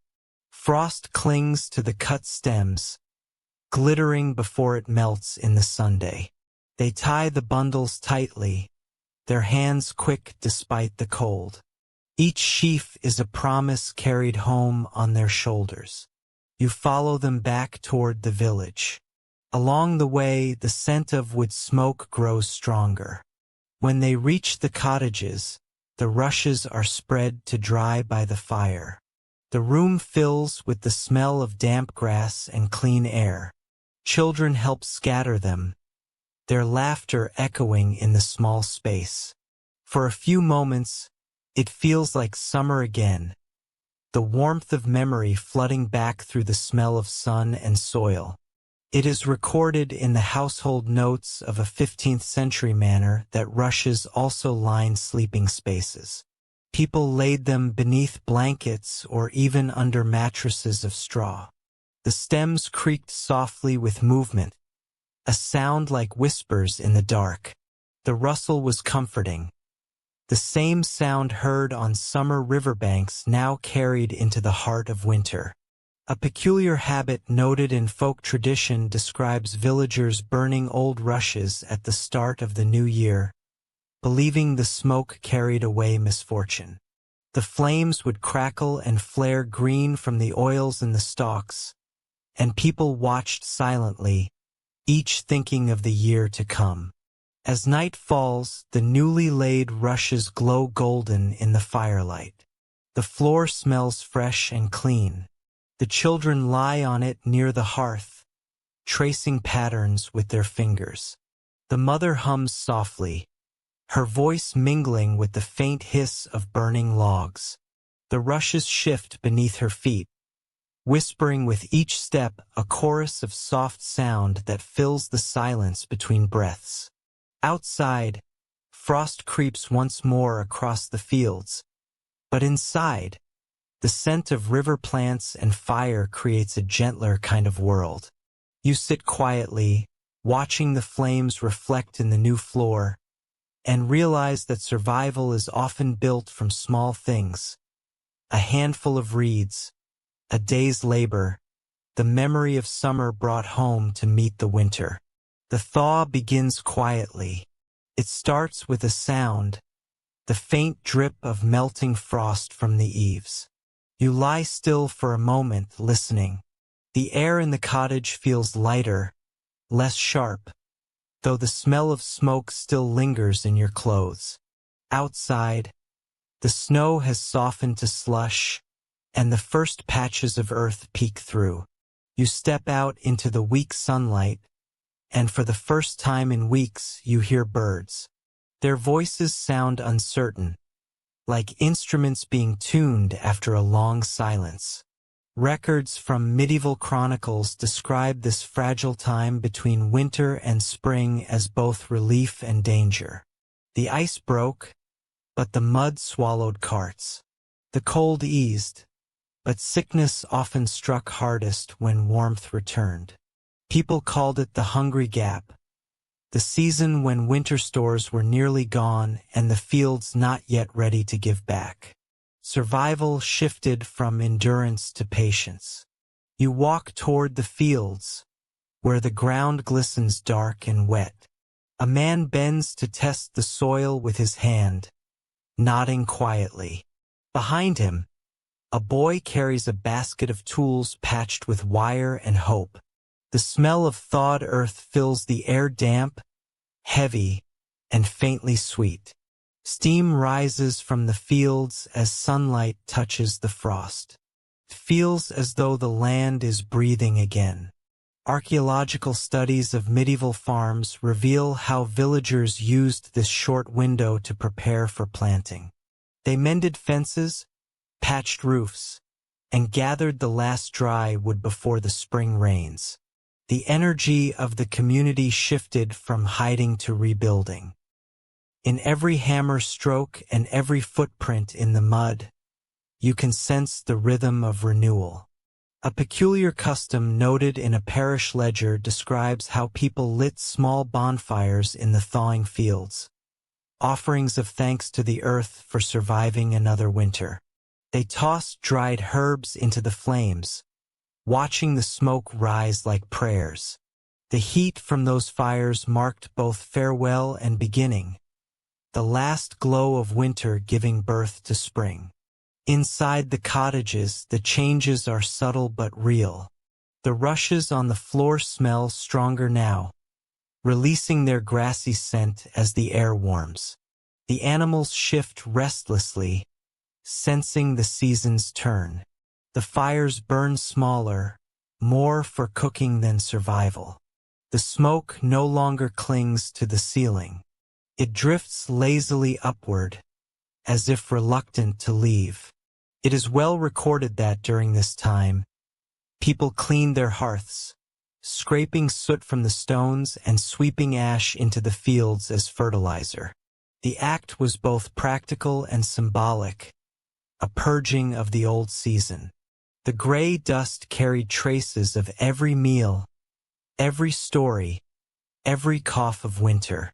Returned to the earth, it became the seed of warmth for next year. A curious entry from a friar's diary tells of villagers who opened their doors wide for a single day, each spring, letting the cold wind sweep through the house. They called it the cleansing. Everything that had been shut tight for months, the air, the light, the hearts, was allowed to breathe again. The rush of fresh wind through smoky rooms was said to chase away sickness and sorrow alike.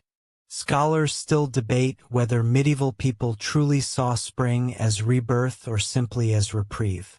Their songs and prayers speak of gratitude but also caution. They knew how quickly frost could return, how fragile warmth really was. Perhaps that is why they celebrated the smallest signs. A bird's cry, a drip of water, the first green blade pushing through the soil. You return to the village and find it buzzing with quiet work. A woman scrubs a wooden bowl with sand, singing softly to herself. A child pours melted snow into a bucket, watching it catch the light. The air smells faintly of wet straw and clean water. The sound of laughter comes from somewhere behind the cottages. Life has begun to stretch again, tentative but determined.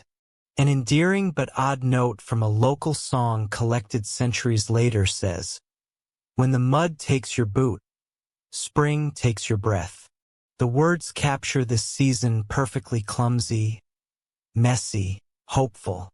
Every step is both a struggle and a joy. As evening falls, the fires in the cottages burn low but steady.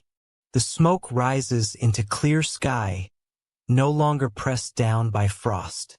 The stars return sharp and cold, but the air beneath them feels softer. Inside, the people rest, their bodies still heavy from months of effort, but their spirits lifting. You sit by the door, feeling the cool breeze slide over your skin. The scent of thawed earth and smoke fills your lungs. It is not warmth yet, not truly, but it is the promise of it. You realize that this is what medieval survival meant, not the absence of hardship, but the ability to find beauty in the smallest signs of change. The frost will come again, of course. The cold never truly leaves England, but tonight the land exhales, and so do you. For the first time in a long while, you breathe without fear. The morning arrives quietly, soft as breath. Mist curls along the hedgerows, blurring the line between sky and earth. You wake to the sound of dripping water, each drop striking the thawed ground with patient rhythm. The world feels tender again, as though winter has loosened its grip at last. The air carries the scent of wood smoke fading into damp soil, a perfume of endings and beginnings. Chroniclers from the late medieval period often wrote of this moment when warmth first returned to the land. It was not a sudden triumph, but a slow surrender, a series of small miracles, ice melting from the eaves, birds returning to the trees, the first buds swelling beneath cold bark. The people did not cheer. They simply exhaled, as if remembering how to breathe. You walk through the village and see doors left open for the first time in months. Smoke no longer clings to the air, but drifts upward in graceful spirals. The cottages, once sealed tight against frost, now breathe with the weather. Inside each doorway, you glimpse movement, women sweeping out old rushes, men mending tools, children chasing the light as it spills across the floor.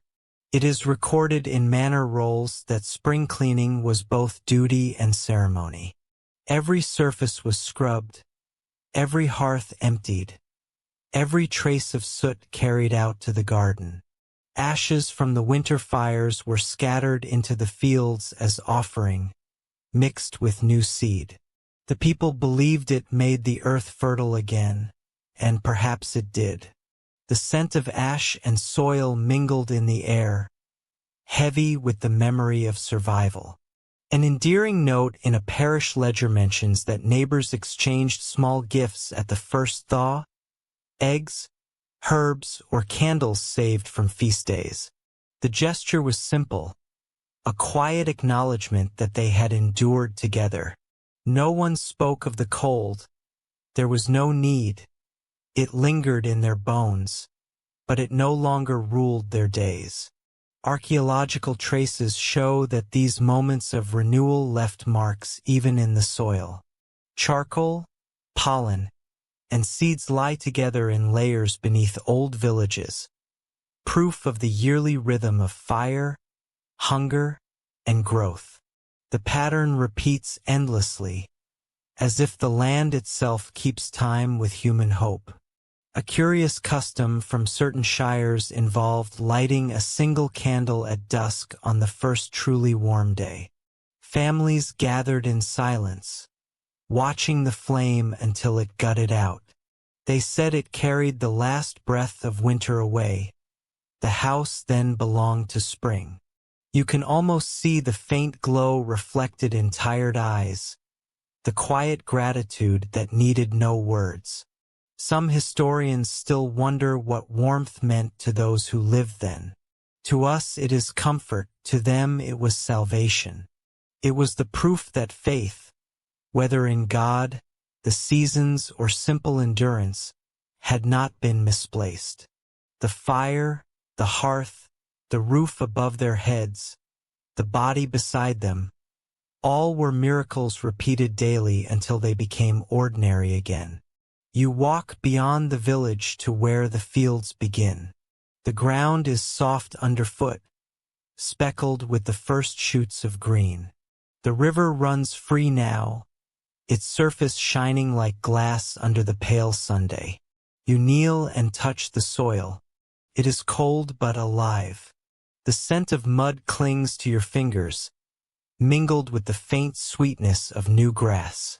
In that moment you remember every sound of winter, the crack of ice, the hiss of peat, the whisper of straw, the sigh of fire dying low.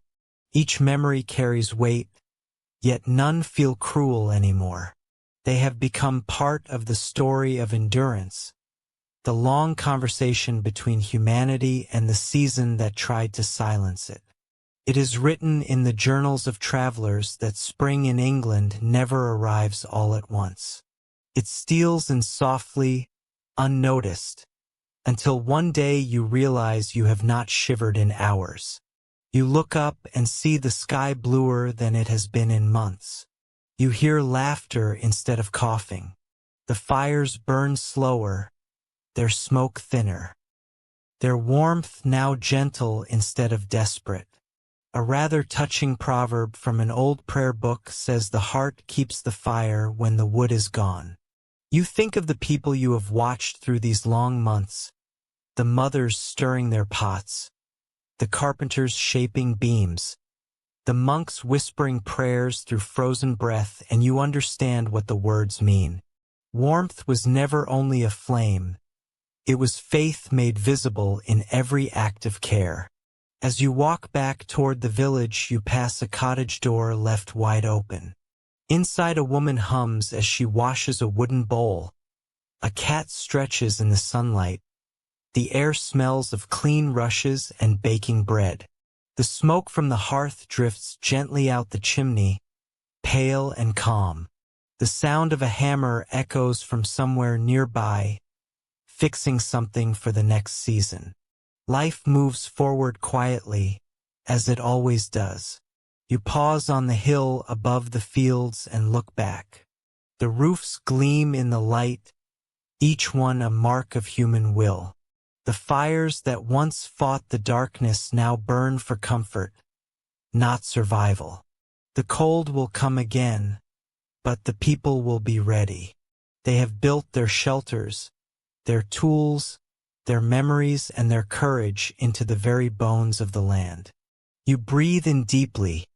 The air is cool, fragrant with thawed soil and distant wood smoke. The world feels new but also ancient, caught between endings and beginnings.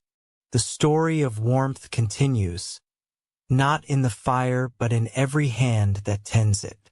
And so, as the day fades into gold, you let your eyes close for a moment. The sound of the river, the murmur of voices, the faint crackle of distant hearths all merge into a lullaby of peace. The cold is gone for now. The land sleeps lightly beneath your feet, and you too drift into stillness, knowing that the long winter has finally released its hold. The fire inside your thoughts burns low now, steady and calm. The voices of the villagers fade, replaced by the slow rhythm of your own breathing. The world outside is quiet. The air feels softer, warmer, as if the earth itself is sighing with relief. You imagine walking once more through that English village. The snow has melted, leaving narrow streams along the road. The cottages glimmer in the last light of dusk, their chimneys trailing thin lines of smoke that vanish into the sky. A door opens somewhere, spilling a faint glow across the mud. You hear laughter, then silence again. In that silence lies everything you have learned tonight, that warmth is never only a thing made by fire, but something built from patience, care, and hope. It hides in the work of hands, in the breath shared between people, in the courage to face each new season without knowing how long it will last. The people you met have long turned to dust, but their fires still burn in every home that stands against winter. Every wall built to keep out the cold, every blanket pulled tight, every light left burning in the dark is an echo of them. Now, the story has quieted. The wind outside has softened to a murmur. The rhythm of your breath matches the rhythm of the earth slowly waking. Let your thoughts loosen. Let the warmth you have carried through this long journey settle deep inside you, steady and safe. Close your eyes. Feel the fire dim to a gentle glow. Somewhere, far away, the last snow melts under a rising Sunday. Everything is still, everything is warm, everything at last is quiet.